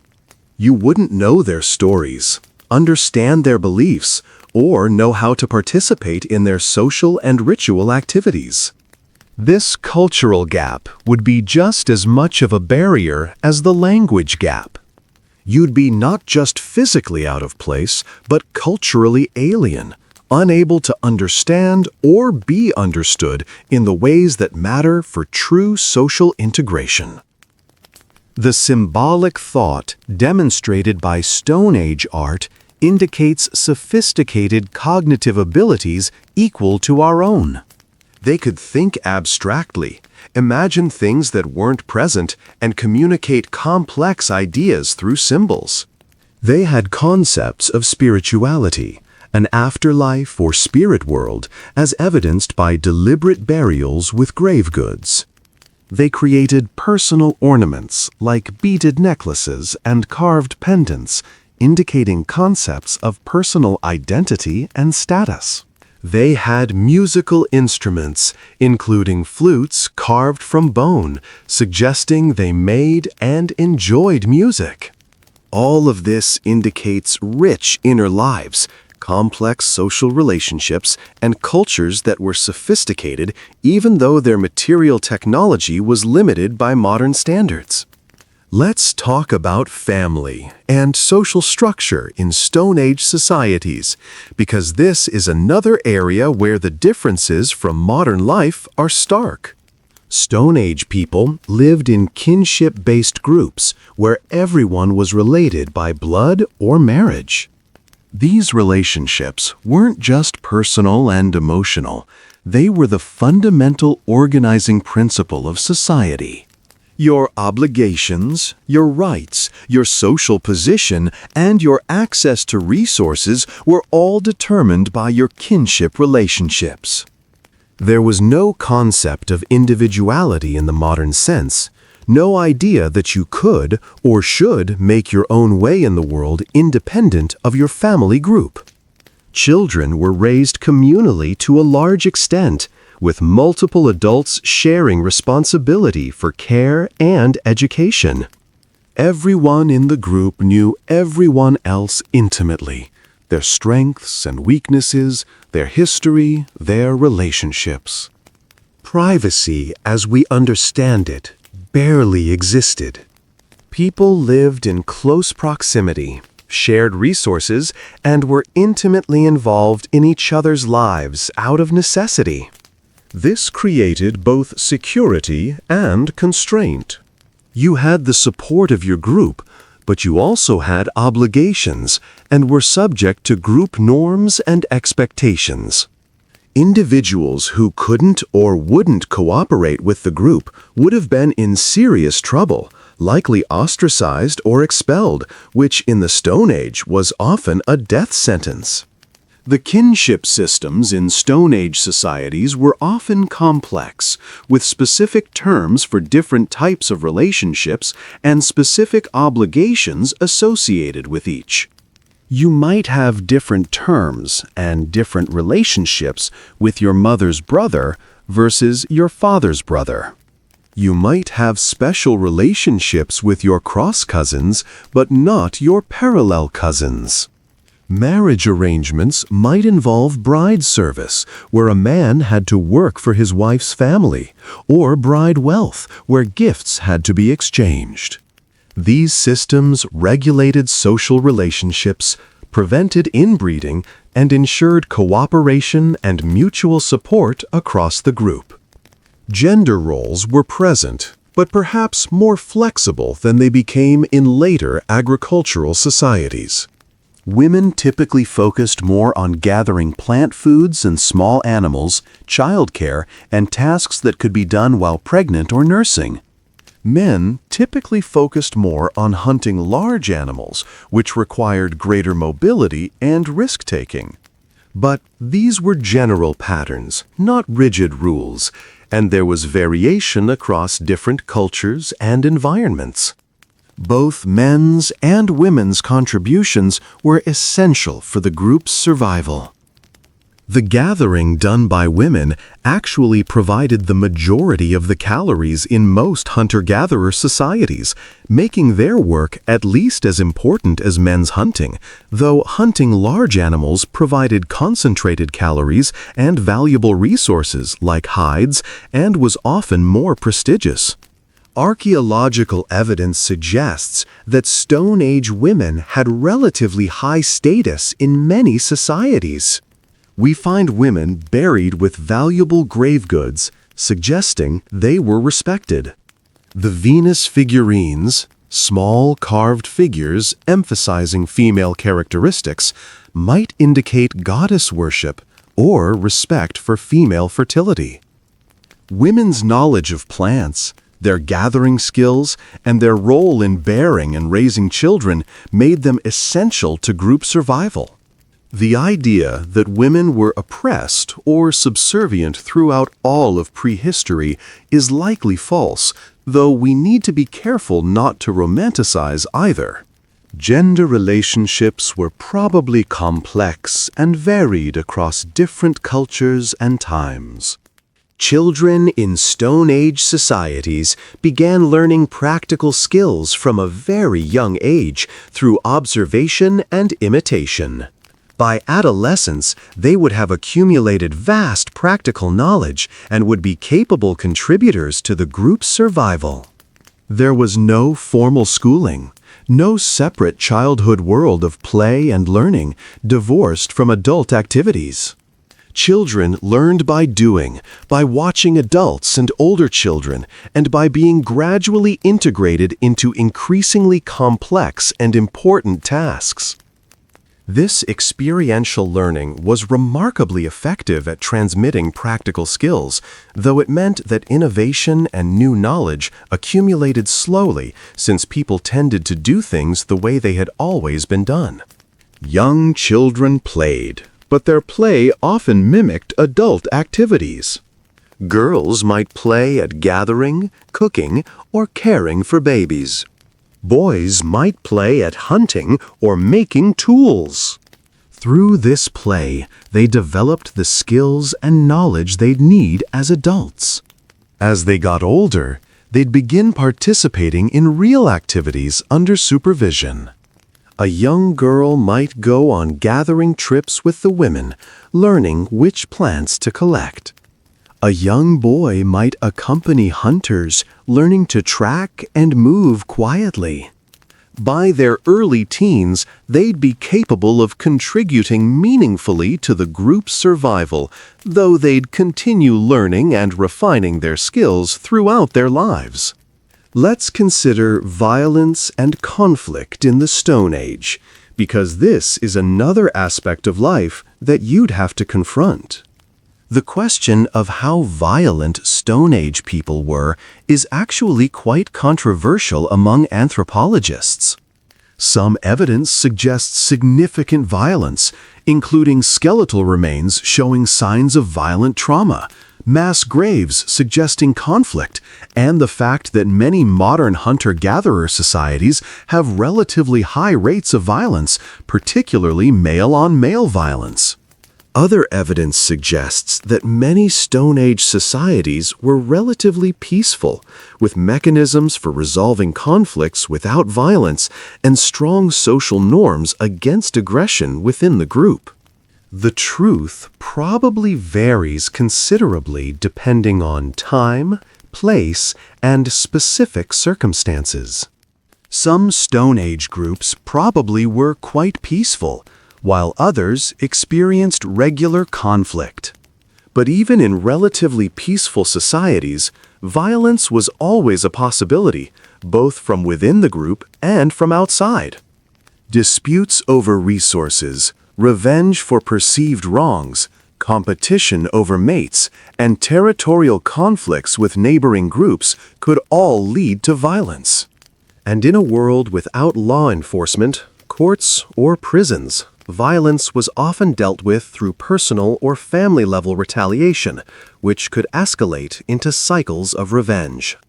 Archaeological evidence of violence in the Stone Age includes skulls with fracture patterns consistent with being struck by weapons, skeletons with embedded projectile points, and mass burial sites suggesting massacres. Some cave paintings depict what appear to be scenes of conflict between groups of people. However, interpreting this evidence is challenging. A fractured skull could result from an accident, a ritual practice, or interpersonal violence. The prevalence of violent death in Stone Age populations is debated, with estimates ranging widely depending on which evidence is emphasized and how it's interpreted. For you as a stranger, the risk of violence would be particularly acute. You wouldn't have the protection of kinship ties.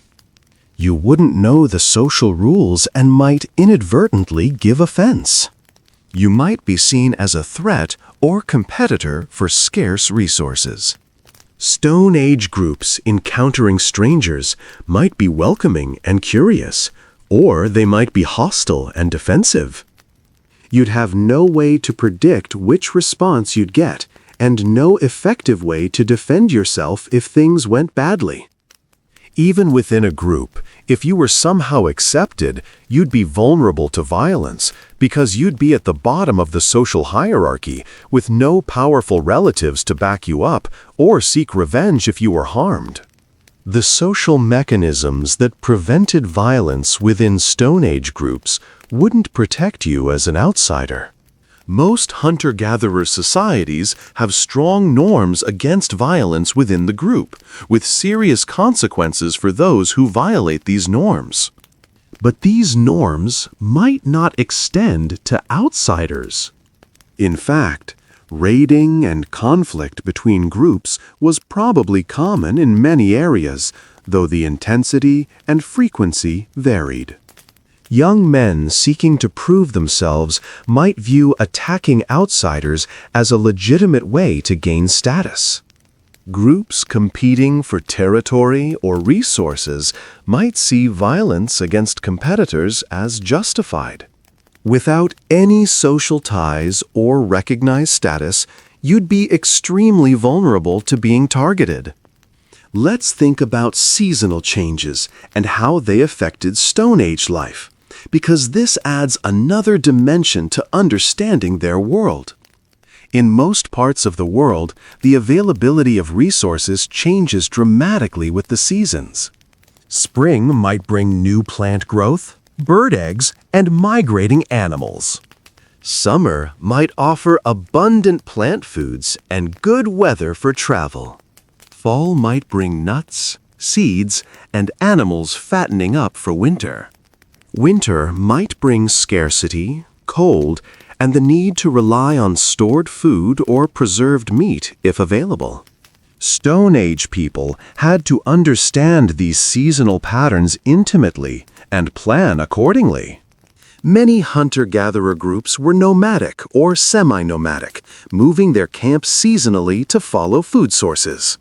They might have regular routes and campsites that they return to year after year, timed to coincide with the availability of particular resources. This required incredible knowledge of the landscape over vast areas, understanding of timing, and the physical ability to travel long distances while carrying necessary possessions. Some groups in particularly rich environments might have been more sedentary, staying in one area year-round, but they still had to adapt to seasonal changes in what foods were available. The seasonal round, as anthropologists call it, was a sophisticated adaptation to environmental rhythms. A group might spend spring near a river where salmon runs provided abundant food. In summer, they might move to higher elevations where different plant foods were available and temperatures were cooler. In fall, they might move to areas where nut trees were dropping their harvest, gathering and storing nuts for later consumption. In winter, they might settle in sheltered valleys where they could survive the cold months on stored food, hunting, and whatever could be gathered. Each movement was timed precisely to take advantage of resources as they became available, and missing the right timing could mean missing out on critical food sources. For you, these seasonal challenges would be overwhelming. You'd have no understanding of what resources would be available when, where to go to find them, or how to preserve food for times of scarcity. The first hint of winter would be terrifying because you'd have no preparation and no stored food. Even if you somehow made it through spring and summer, winter would likely kill you through cold and starvation. Stone Age people survived winter through careful preparation, stored food, warm shelters, good clothing, and the knowledge of how to find the limited resources that remained available. You'd have none of these things. Winter in the Stone Age, particularly during the Ice Age periods, was brutally harsh. Food was scarce because most plants had died back or gone dormant, and many animals had migrated, hibernated, or were hidden away from the cold. The cold itself was life-threatening, requiring constant efforts to stay warm. Days were short, giving limited time for activities that required light. Travel was difficult through snow and ice. Stone Age people prepared for winter by storing food when it was abundant, smoking or drying meat to preserve it, gathering and storing nuts and other plant foods that kept well, and ensuring they had adequate shelter and warm clothing before winter arrived.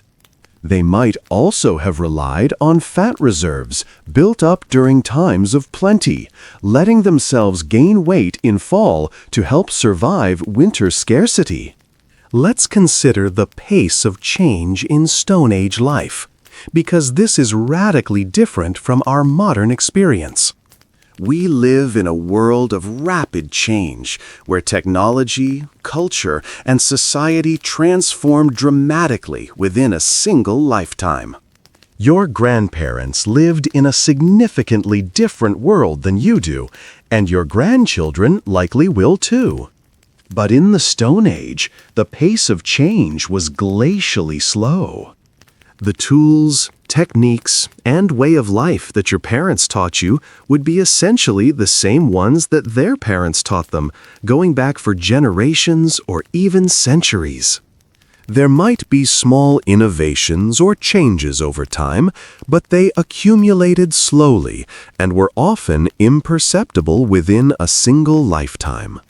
This meant that the knowledge of elders was incredibly valuable because it represented a lifetime of accumulated experience with a way of life that wasn't being made obsolete by technological or social change. Elders who survived to old age, perhaps those in their 50s or 60s in rare cases, would be repositories of knowledge about rare events, unusual conditions, and specialized techniques. They would be teachers and advisors, and their loss would be a serious blow to the group's collective knowledge.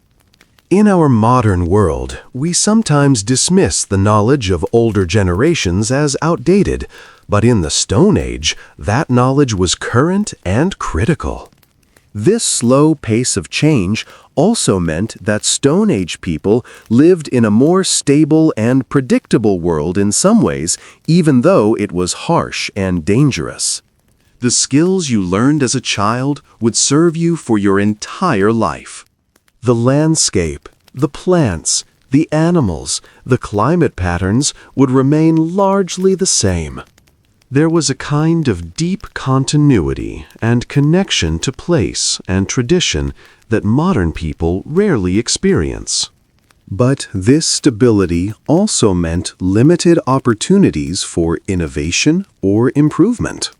You were largely stuck with the life you were born into, and there was little possibility of fundamentally changing your circumstances through your own efforts.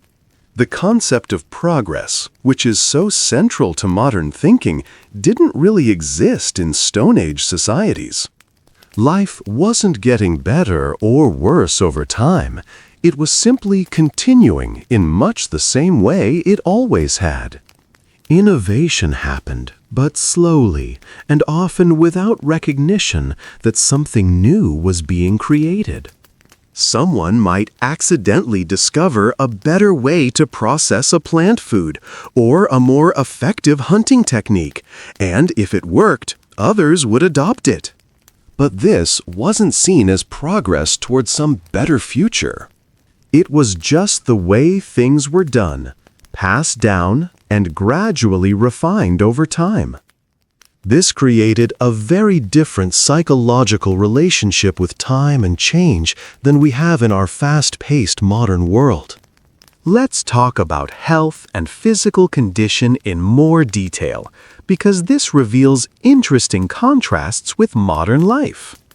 In some ways, Stone Age people were probably healthier than modern people. They got constant physical exercise from their daily activities, which kept them lean and fit.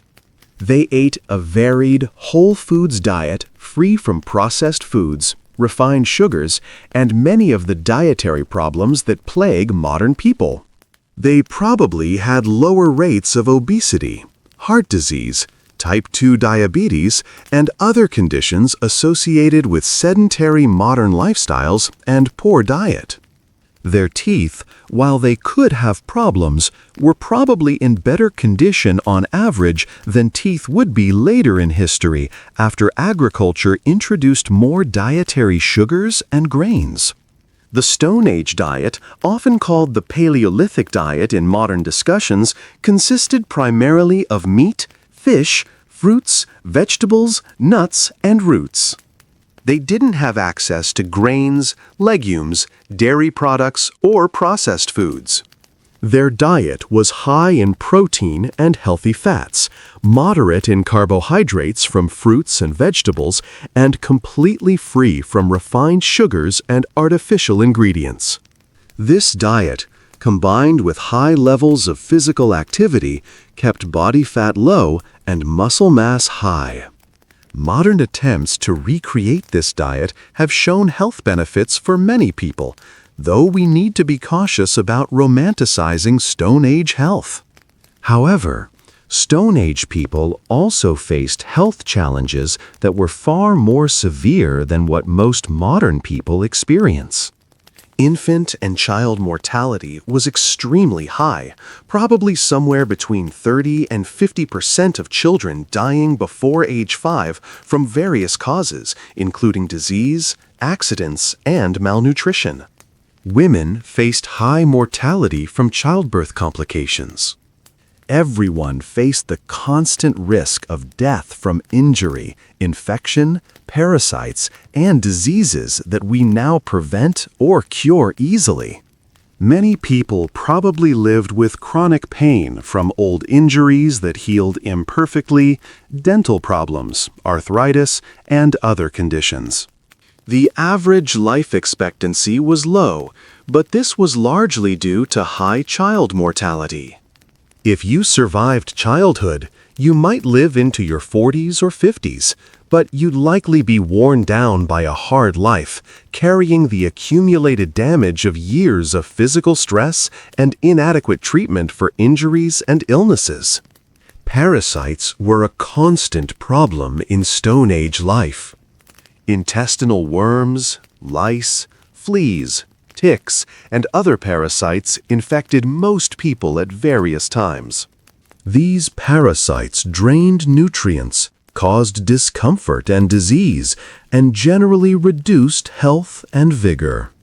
Without modern anti-parasitic medications, people had to simply live with these infections, though they might have known some plant remedies that helped reduce parasite loads. Archaeological examination of preserved feces from Stone Age sites reveals a variety of parasite eggs, showing how common these infections were. For you, with your modern body, the physical demands would be overwhelming. Even if you're in good shape by modern standards, you're not adapted to the constant physical demands of Stone Age life. Your feet aren't tough enough for walking barefoot or in minimal footwear over rough terrain.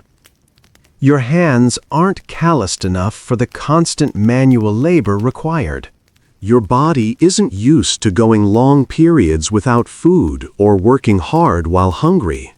You don't have the heat tolerance or cold tolerance that comes from constant exposure. You develop blisters, strains, aches, and pains that would make every movement difficult. And remember, there's no rest day, no time off to recover. You have to keep going every day or you die. Your modern immune system, while perfectly adequate for modern life, would also be challenged in the Stone Age. You've been vaccinated against many diseases and have access to antibiotics when needed. Your environment is relatively clean and sanitized. You're not regularly exposed to the variety of pathogens that Stone Age people encountered daily.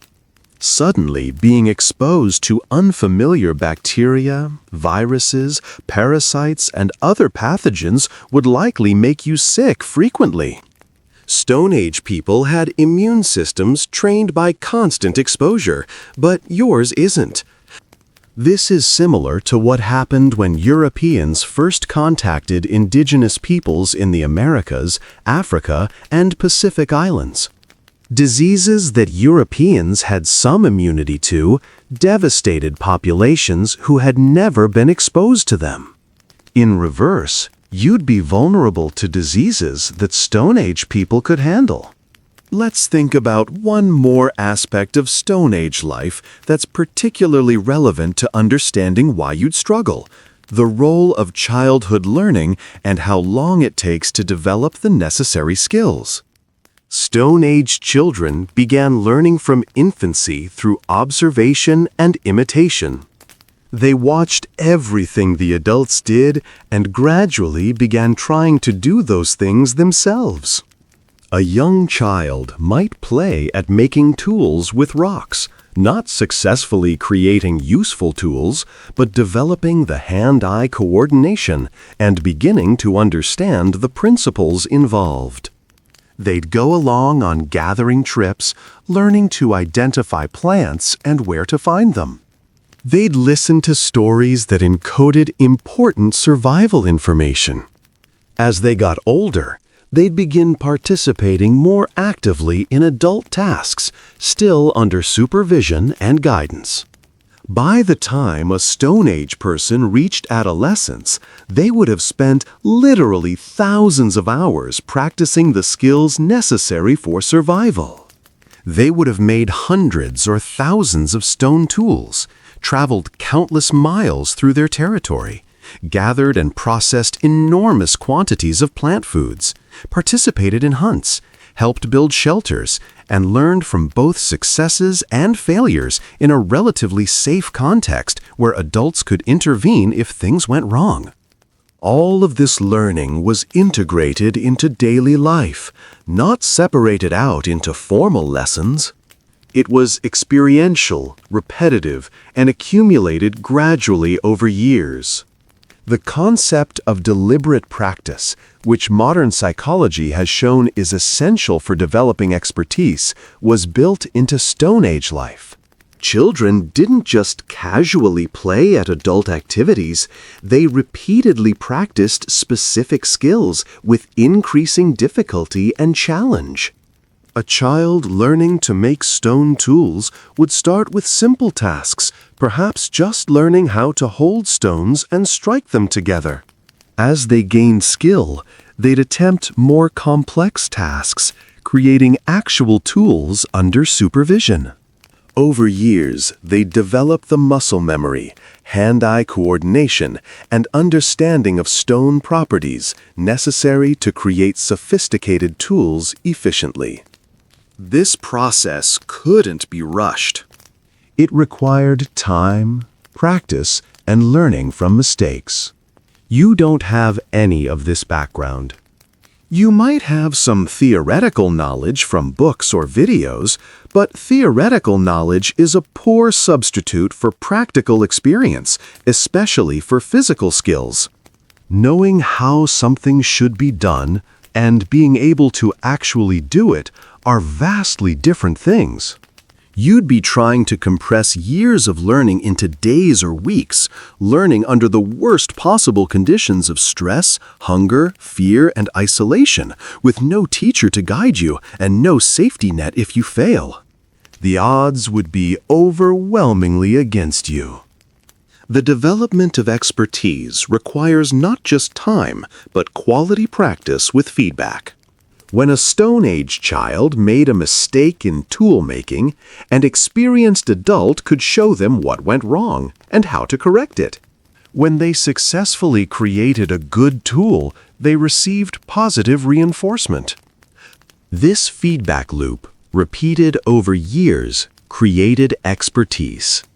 You'd be learning alone, with no feedback except success or failure, and failures in a survival context could be fatal. This is why self-teaching survival skills in a real survival situation is so difficult. You need time, resources, and safety to learn effectively, and you'd have none of these. Now, let's think about some of the specific environmental challenges you might face depending on where and when in the Stone Age you find yourself.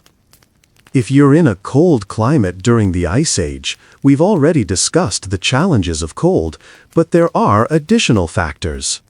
The landscape would be dramatically different from anything you're familiar with.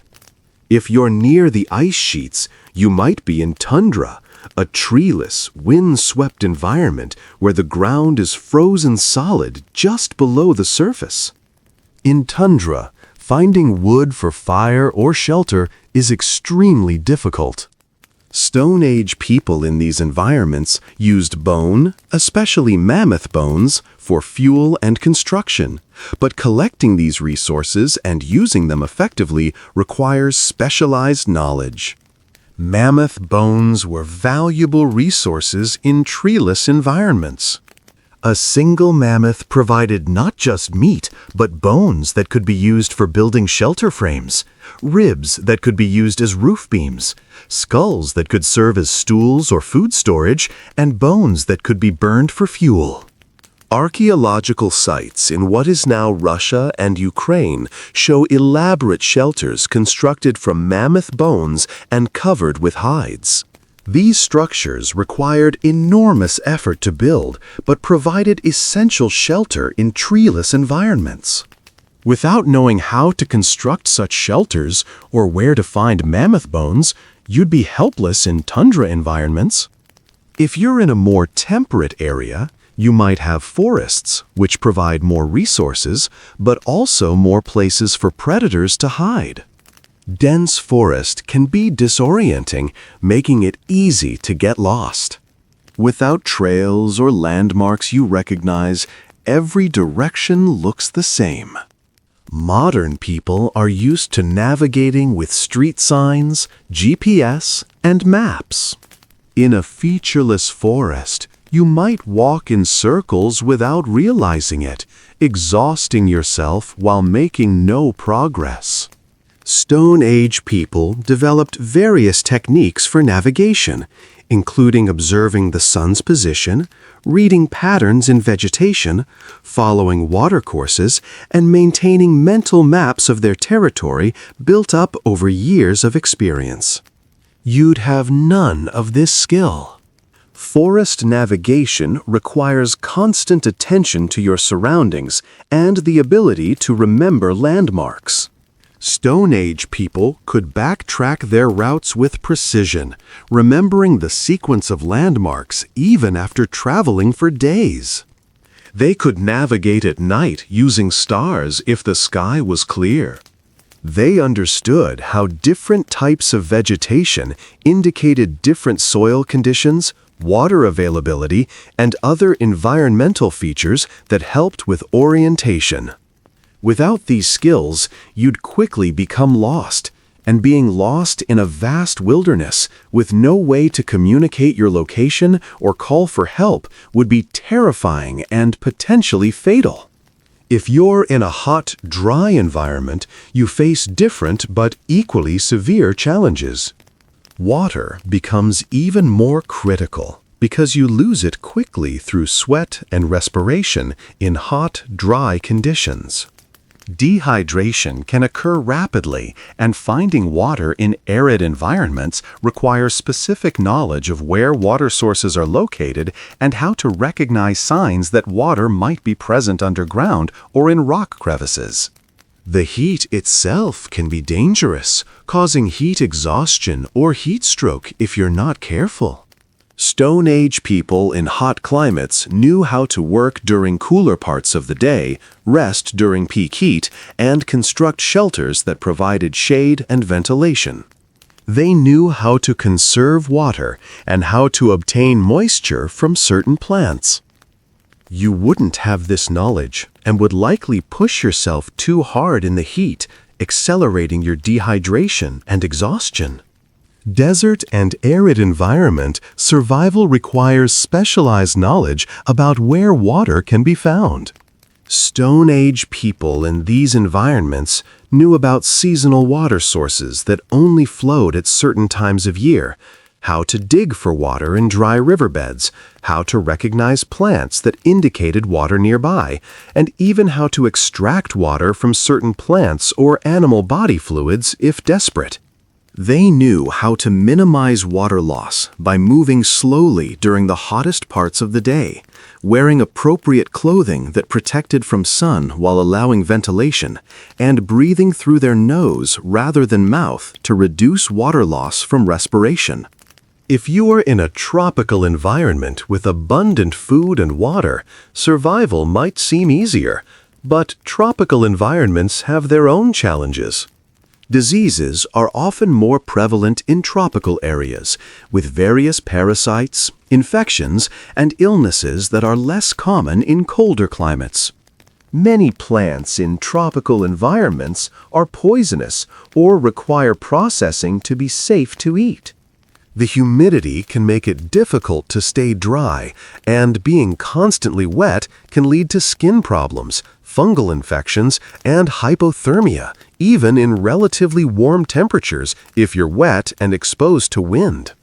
Tropical forests can be incredibly dense and difficult to move through, and they're home to numerous dangerous animals, including venomous snakes, spiders, and insects. Tropical diseases would be a serious threat. Malaria, spread by mosquitoes, causes fever, chills, and can be fatal. Dengue fever, also mosquito-borne, causes severe pain and fever. Various parasitic worms can infect you through contaminated water or by penetrating your skin. Fungal infections thrive in warm, humid conditions. Venomous creatures, including snakes, spiders, scorpions, and certain frogs and insects, pose dangers. Many tropical plants have thorns, spines, or chemical defenses that can cause severe reactions. Without knowledge of which creatures and plants to avoid, you'd be at constant risk in tropical environments. Let's consider what would happen if you did encounter other humans, which could be either your salvation or your doom, depending on the circumstances. If you encountered a Stone Age band and they were willing to communicate with you rather than immediately driving you off or attacking you, you'd face the enormous challenge of the language barrier. Stone Age people spoke languages that are completely lost to us now, languages that evolved over thousands of years and bore no relationship to any modern language. You couldn't speak their language, and they couldn't speak yours. Communication would be limited to gestures, demonstrations, and gradual learning. The languages spoken by Stone Age people were fully complex, grammatical languages, just as sophisticated as any modern language. They weren't primitive or simple. They had vocabulary for all the things that mattered in their world, complex grammar for expressing relationships and time, and cultural nuances embedded in how things were said. Learning a completely unfamiliar language as an adult with no shared vocabulary or grammar to build on, and without any teaching materials or methodology, would be incredibly difficult. You might eventually pick up some basic words and phrases through repetition and pointing, but achieving anything like fluency would take months or years of immersion, time you probably wouldn't survive without more immediate integration into the group. Even if you managed to establish some basic communication, and they were inclined to tolerate your presence, you'd need to demonstrate value to the group to justify them sharing their resources with you. What could you offer? You might think your modern knowledge would be valuable, but most of it isn't applicable. You might know about electricity, but there's no way to generate or use it. You might know about medicine, but you don't have access to pharmaceuticals or medical equipment. You might know about agriculture, but you don't have seeds or tools, and besides, agriculture hasn't been invented yet, and trying to explain it would be extremely difficult without shared language. You might try to offer physical labor, but you'd be poor at the tasks they need done because you lack the skills. You'd be a drain on resources, eating food that others gathered or hunted while contributing little. The group might tolerate this for a while out of curiosity or compassion, but patience would wear thin, especially if resources became scarce. You'd need to learn their skills as quickly as possible and demonstrate that you were making an effort and improving, but learning these skills as an adult is much harder than learning them as a child, and you'd be competing for status with people who have been competent at these tasks since adolescence. The social dynamics within a Stone Age group would be complex and challenging to navigate. There would be informal hierarchies based on skill, age, kinship, and personal qualities. There would be unwritten rules about behavior, respect, reciprocity, and interaction. Violating these rules, even unknowingly, could cause offense and damage your standing in the group. Understanding and navigating this social landscape without language, without knowledge of the culture, and without any established relationships would be extremely difficult. You might make mistakes that seemed minor to you, but were serious violations of their norms. Let's think about the psychological impact of being trapped in the Stone Age with no hope of returning to your own time. Even if you somehow managed to survive the initial challenges, and perhaps even achieved some level of integration with a Stone Age group, the psychological toll would be immense. You'd have lost everything and everyone you knew. Your family, your friends, your entire world would be gone, inaccessible, separated from you by an unbridgeable gulf of time. You'd know that technologies and comforts you took for granted would not exist for tens of thousands of years. You'd never again experience things that were part of your daily life: hot showers, comfortable beds, prepared food, entertainment, communication with distant friends, medical care, books, music recorded and played on demand. The grief and sense of loss would be overwhelming. You might struggle with depression, anxiety, or even lose the will to survive. The meaning and purpose you found in your previous life would be gone. Your education, your career, your hobbies, your plans for the future, all irrelevant. You'd have to find new meaning and purpose in a life of survival and integration into a culture vastly different from your own. Some people might be able to make this psychological adjustment, but many would not. The mental health challenges would be just as threatening to your survival as the physical ones. You'd also face existential questions about your identity and place in the world. Who are you if stripped of all the things that defined you in modern life? Your job, your education, your possessions, your relationships, your culture, all gone. You'd have to rebuild a sense of self in a completely different context, finding value and identity in a world that has completely different values and priorities than the one you came from. This kind of radical identity reconstruction is enormously challenging and psychologically destabilizing. Let's also consider the small comforts and conveniences you'd miss that you probably don't even think about. The ability to be clean, to wash yourself with soap and hot water. The feeling of brushing your teeth and having a clean mouth. The ability to use a bathroom with privacy and then wash your hands. Clean, comfortable clothing. A soft place to sleep. The ability to read and write. Access to music and art. The company of people who share your cultural references and understand you. The simple pleasure of a good meal prepared the way you like it. All of these small things that make life pleasant would be gone, replaced by constant discomfort, dirt, pain, fear, and uncertainty. Modern hygiene standards would be impossible to maintain. Stone Age people did practice basic hygiene, bathing in rivers or streams when weather permitted, but without soap, shampoo, toothpaste, or any of the products we use to stay clean, you'd feel perpetually dirty.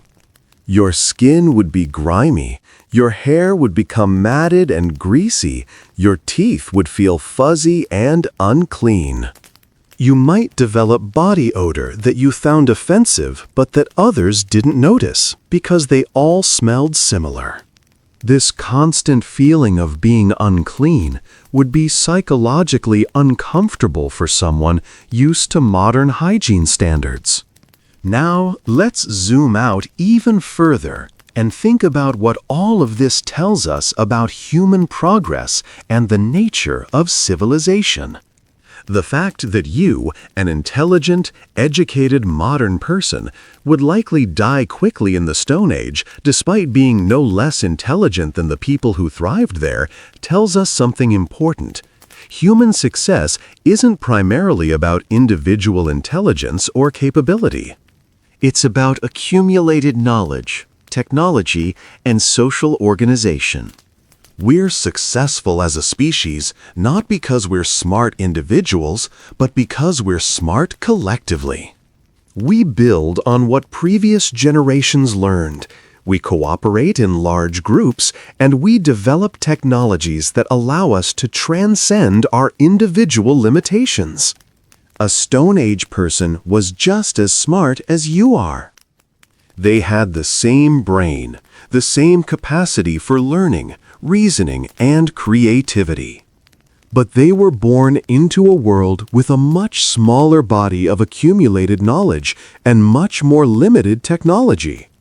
If you transported a Stone Age baby to the modern world and raised them in a modern context, they would be indistinguishable from any other modern person. They could learn to read and write, use computers, understand science, and do anything any modern person can do. Similarly, if you were born and raised in the Stone Age, you would be a competent Stone Age person with all the necessary skills. The difference isn't in inherent capability, it's in what you had the opportunity to learn. This should give us humility about our achievements and gratitude for the countless generations of humans who came before us, each contributing small innovations and improvements that accumulated over time to create the world we inhabit. It should also give us appreciation for education and the transmission of knowledge across generations. Every generation stands on the shoulders of all previous generations, and the knowledge and technology we have access to represent the collective achievement of humanity across millennia.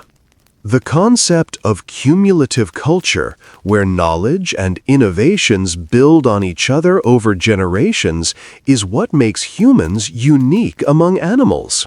Other animals have culture and can transmit learned behaviors, but they don't have the same kind of cumulative ratcheting effect where innovations build on previous innovations over long time periods. Each human generation receives the accumulated knowledge of all previous generations, adds to it, and passes it on. This process has accelerated dramatically in recent centuries, but has been happening throughout human history, starting in the Stone Age when innovations in toolmaking, fire use, and social organization were slowly accumulated and refined. Let's think about one final aspect of this thought experiment. What would happen to knowledge and technology if modern people were sent back to the Stone Age? Could you jumpstart technological development by teaching Stone Age people what you know? This is a common fantasy in time travel stories, but the reality would be much more difficult. Most modern knowledge requires a foundation of earlier knowledge and technology to be useful. You can't build a computer without first having electricity, electronics, advanced materials, and precision manufacturing. You can't generate electricity on a useful scale without wire, magnets, and mechanical systems.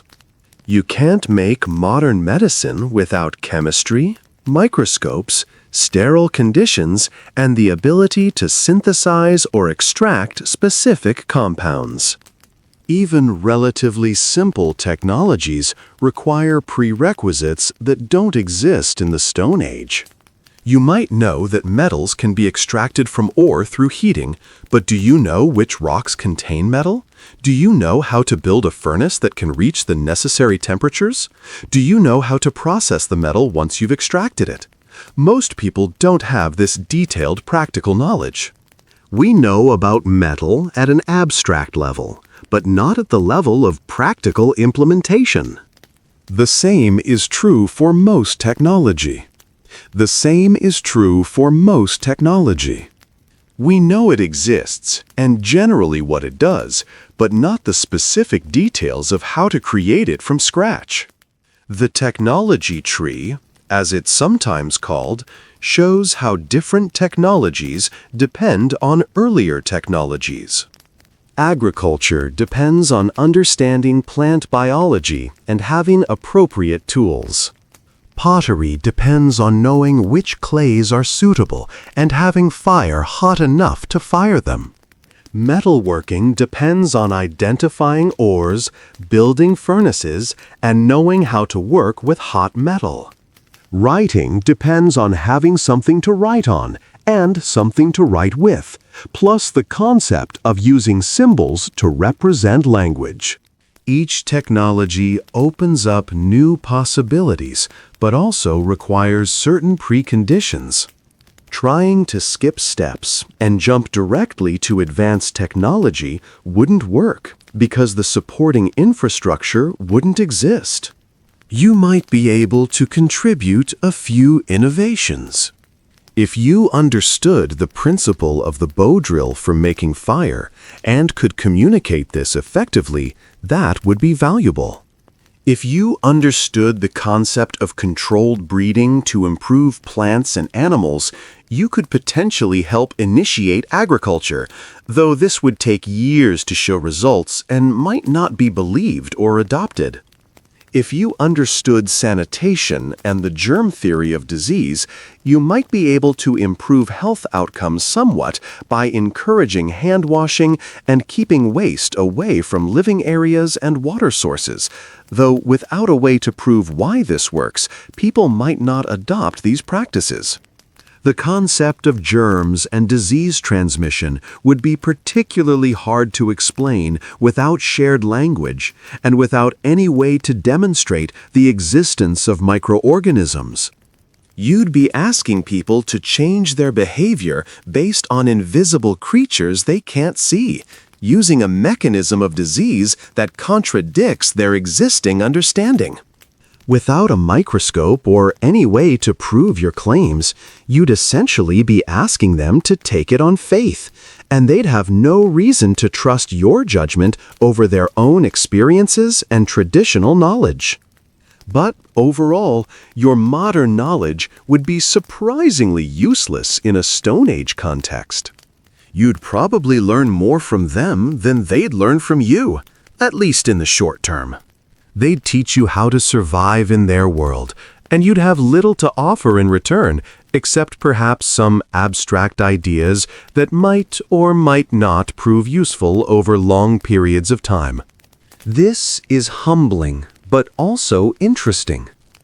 It shows that knowledge is context-dependent. What's useful in one time and place may be useless in another. As we come to the end of this long exploration, I want to leave you with some reflections on what we can learn from thinking deeply about this scenario. First, it should give us tremendous appreciation for the world we live in now. We often focus on the problems and challenges of modern life, and those are real and important. But we also live in a time of unprecedented safety, comfort, health, and opportunity compared to any previous period in human history. The fact that most of us in developed countries don't worry about starving, freezing to death, being killed by predators, or dying from minor infections is actually an incredible achievement, one that required millennia of accumulated knowledge, technology, and social development. We take for granted countless things that would seem like magic to Stone Age people. The ability to preserve food for months. The ability to transport ourselves long distances quickly. The ability to communicate instantly with people on the other side of the world. The ability to light up the darkness with the flip of a switch. The ability to heal injuries and cure diseases. The ability to access the accumulated knowledge of humanity through books and the internet. Every one of these capabilities represents the culmination of thousands of years of innovation, experimentation, and refinement. We're the beneficiaries of all that accumulated effort. Second, it should give us respect for our ancestors and for people in all times and places who have survived and thrived in difficult circumstances. The Stone Age people who lived successful lives in harsh environments were not primitive or inferior. They were intelligent, capable people who had deep knowledge and skills that we've mostly lost. They were our ancestors, and we exist because they were successful. We owe them a debt of gratitude and respect. The challenges they faced and overcame were immense. They survived in environments filled with dangers that would terrify us. They developed complex languages, sophisticated tools, rich cultures, and deep knowledge without any of the advantages we have. They raised children, cared for their elderly, created art, told stories, laughed, loved, and lived full human lives despite the hardships. They weren't lesser humans, they were people just like us, doing the best they could with what they had. Remembering this helps us maintain perspective on our own challenges and appreciate the resilience and adaptability of humans throughout history. Third, it should make us think about what's really important. In the Stone Age, the things that mattered were basic: food, water, shelter, warmth, safety, and social connection. Everything else was secondary. In our modern lives, we often get caught up in concerns that, from a Stone Age perspective, would seem trivial or incomprehensible. This doesn't mean our modern concerns aren't valid, but it might give us some perspective. When we're stressed about things like social media, careers, or consumer choices, it can be useful to remember what humans actually need at a fundamental level, and often those needs are simpler than we think.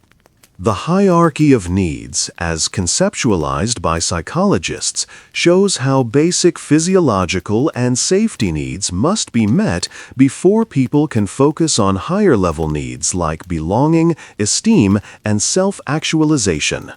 Stone Age people were focused almost entirely on the lower levels of this hierarchy, because meeting those needs required constant attention.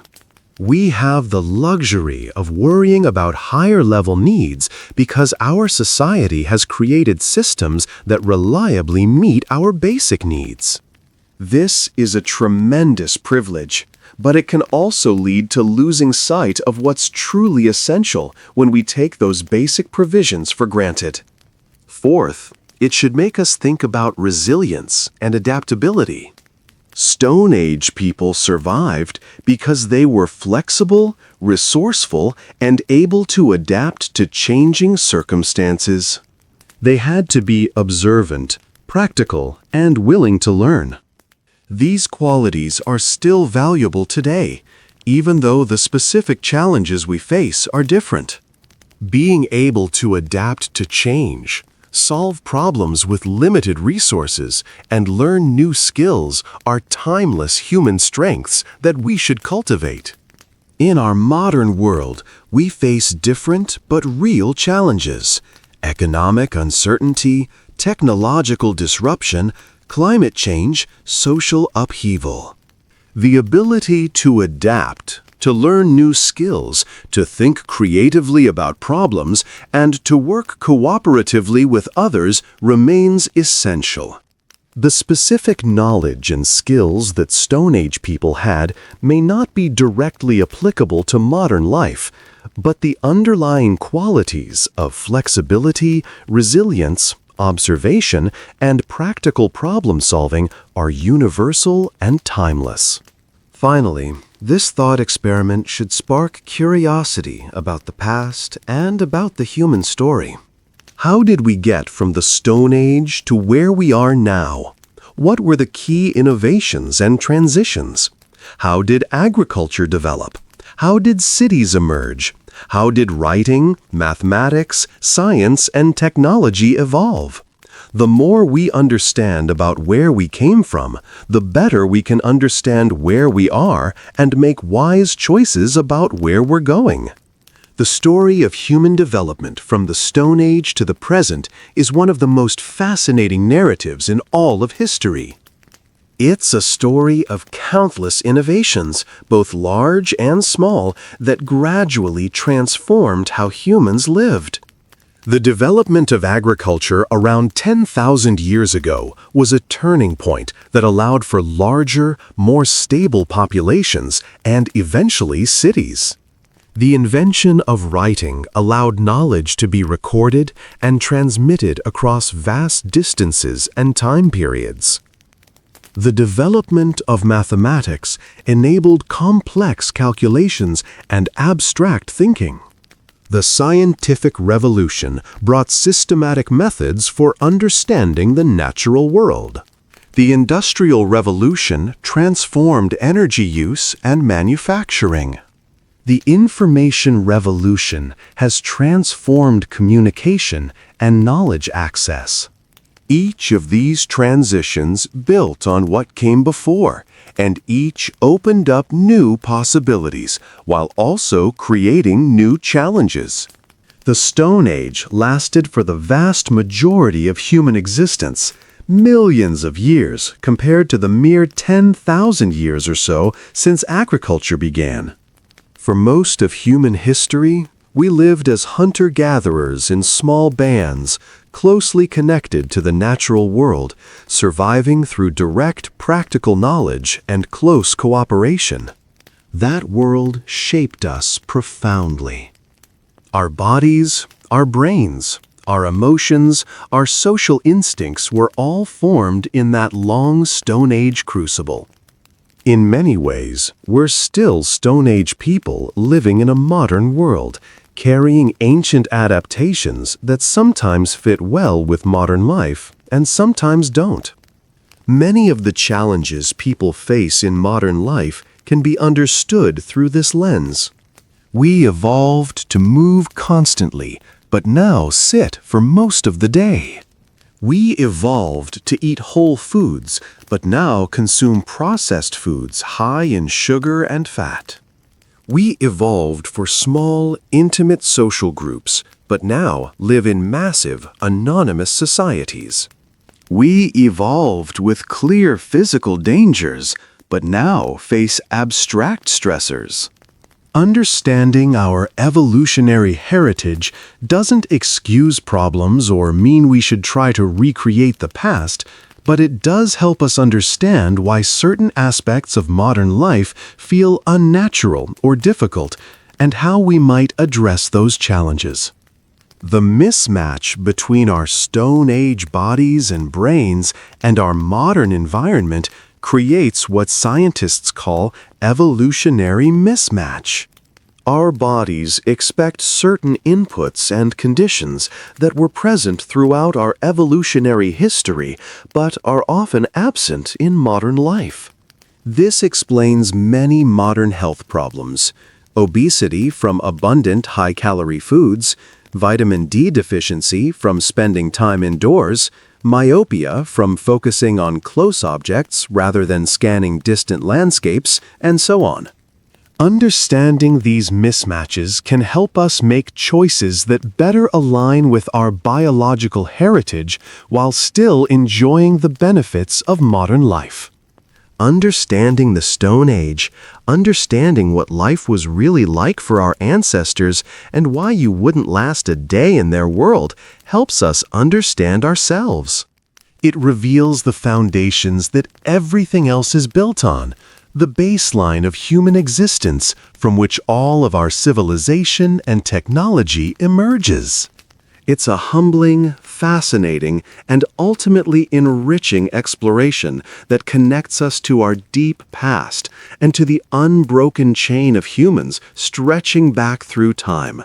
Each generation surviving long enough to have children, passing on knowledge and genes, ultimately leading to us here and now. Think about that for a moment. Every single one of your ancestors, going back thousands of generations, survived long enough to reproduce. Not all humans did. Many died young. Many never had children. Many families and lineages ended. But your specific line of ancestors all made it, generation after generation, through ice ages and warm periods, through times of plenty and times of scarcity, through danger and disease and violence. The fact that you exist is testament to their success, their resilience, their skills, their luck, and their determination. You carry their genes, and, in a sense, their legacy. So the next time you turn on a faucet and clean water flows out, or you open a refrigerator full of food, or you adjust your thermostat, or you take medicine that cures an infection, or you simply lie down in a comfortable bed in a safe room, take a moment to appreciate just how extraordinary these ordinary things are. They represent thousands of years of human innovation, cooperation, and accumulated knowledge. They are the opposite of the Stone Age, and they are the reason you could never survive a day in that ancient world. We've become dependent on the civilization our ancestors built, and that's not a weakness. It's the fulfillment of our nature as a species that survives and thrives through collective intelligence, technology, and social cooperation. The Stone Age was real. It was the crucible that forged humanity. But it was also incredibly difficult in ways that are hard for us to truly comprehend from our comfortable modern perspective. The people who lived then were remarkable, and we owe our existence to their success. But going back there, even for a day, would likely be fatal for almost any modern person. We've traded the direct practical skills of our ancestors for participation in a vast, complex civilization that provides for our needs in ways they could never have imagined. It's a trade that has costs, but one that has enabled the world we know with all its wonders and possibilities. The costs of civilization include things like environmental degradation, social inequality, loss of autonomy, alienation from nature, and the stresses of modern life.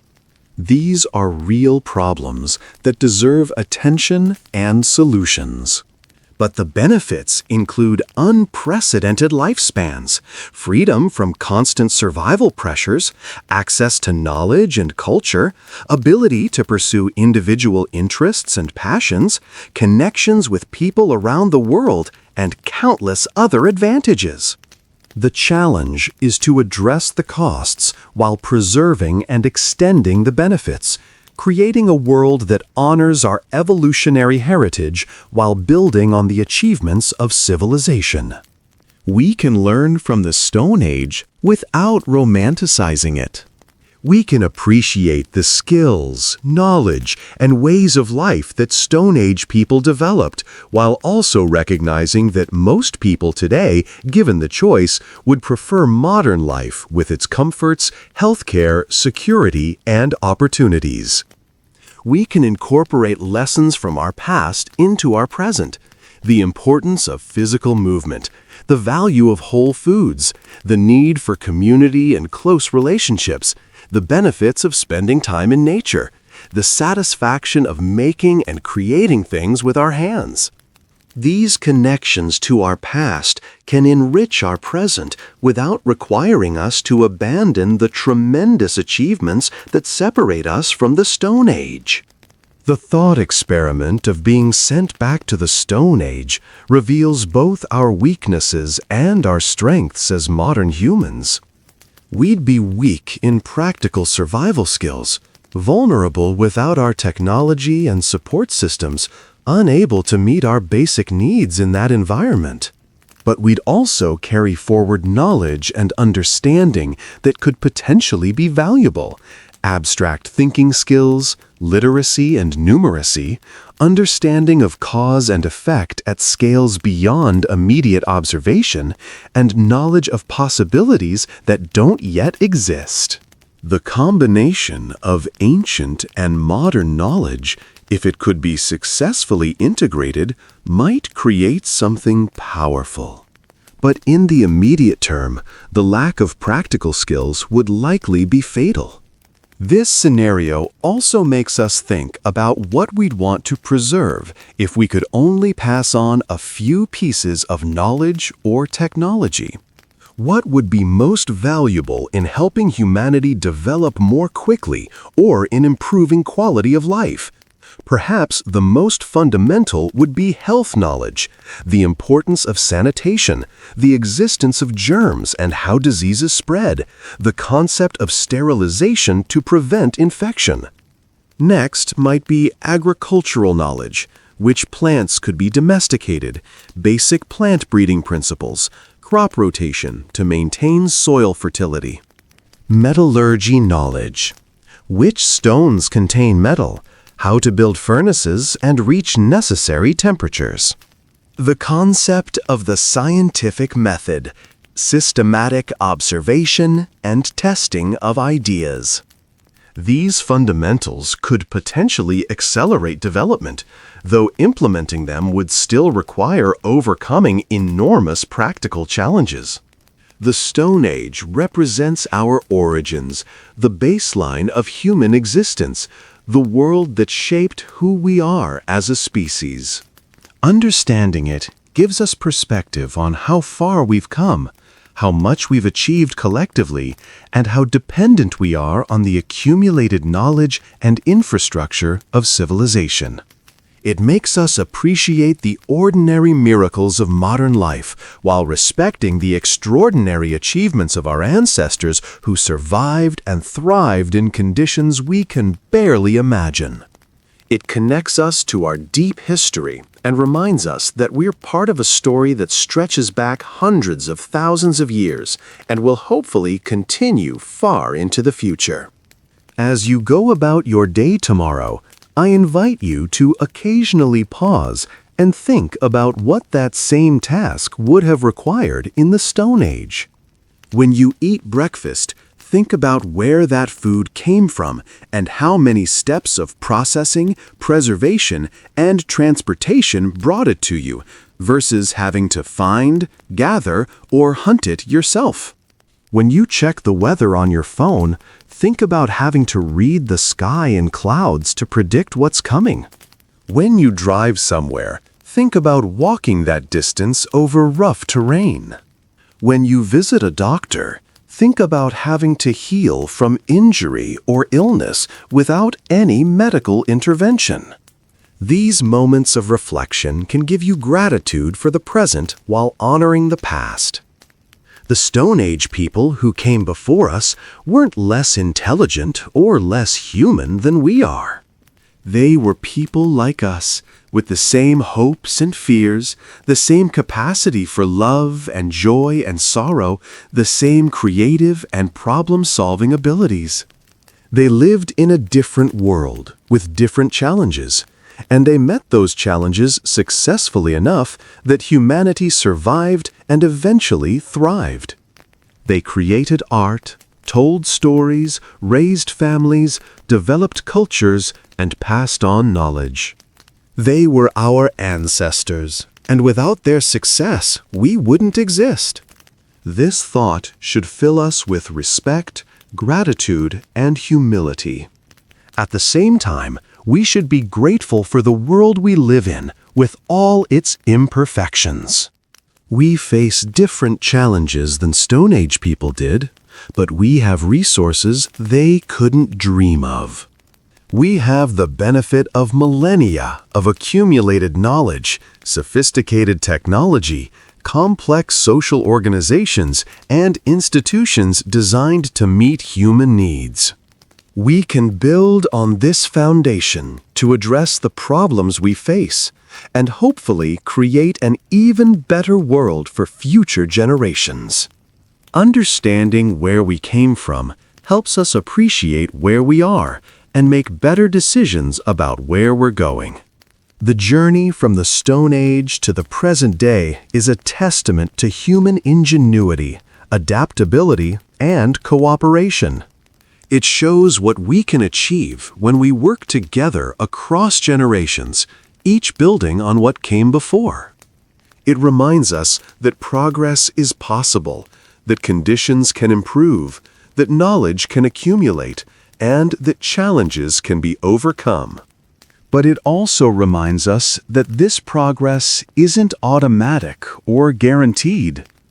It requires effort, wisdom, cooperation, and the willingness to learn from both our successes and our failures. So remember this thought experiment the next time you're frustrated with some aspect of modern life. Yes, we have problems, some of them serious. But we also have advantages that would seem miraculous to our Stone Age ancestors. We live longer, healthier lives. We have access to more information than any humans in history. We can communicate across vast distances instantly. We can travel the world. We can pursue interests and passions beyond mere survival. We can create and enjoy art, music, literature, and countless forms of culture. We can explore questions about the nature of reality, consciousness, and existence. All of this is possible because of the foundation built by countless generations who came before us. The Stone Age was real, it was difficult, and it shaped everything about who we are. But it's also past, and we live in a very different world now. Understanding the Stone Age helps us understand ourselves and appreciate how far we've come. It gives us perspective on our challenges and gratitude for our advantages. It connects us to our deep history and to all the humans who came before us. And it reminds us that we're part of an ongoing story, one that began long ago and will continue long after we're gone.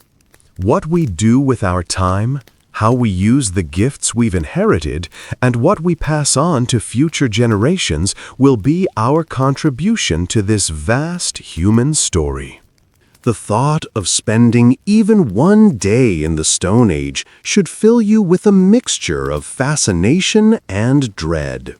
Fascination because it would be an incredible window into our past, a chance to see how our ancestors lived and survived.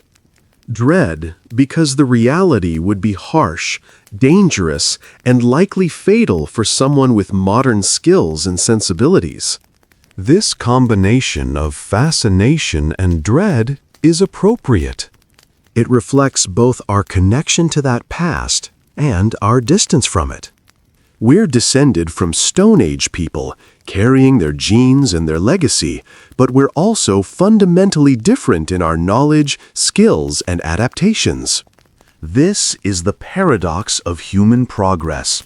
We're the same species we've always been, yet we've created a world that would be incomprehensible to our ancestors. In closing, I hope this journey through what a day in the Stone Age would really be like has given you new appreciation for both the past and the present. Appreciation for the skills, knowledge, and resilience of our Stone Age ancestors who survived in incredibly challenging conditions. Appreciation for the accumulated achievements of all the generations between then and now who built the civilization we inherit.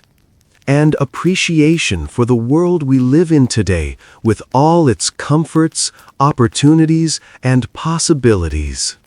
We stand on the shoulders of giants, thousands of generations of humans who came before us, each contributing to the collective achievement that is human civilization. We owe it to them and to future generations to be worthy inheritors and builders, preserving what's valuable, improving what needs improvement, and passing on a better world than we received. The Stone Age is our origin story, the beginning of the human journey. Understanding it helps us understand ourselves and our place in the vast sweep of history. It reminds us that we're part of something larger than ourselves, a species with a long past and hopefully a long future. It teaches us humility about our individual capabilities while inspiring awe at our collective achievements. And it gives us perspective on what's truly important, the basic human needs that haven't changed, the relationships and connections that make life meaningful, and the drive to understand, create, and improve that has characterized humanity from the beginning. Thanks for watching this video. Good night.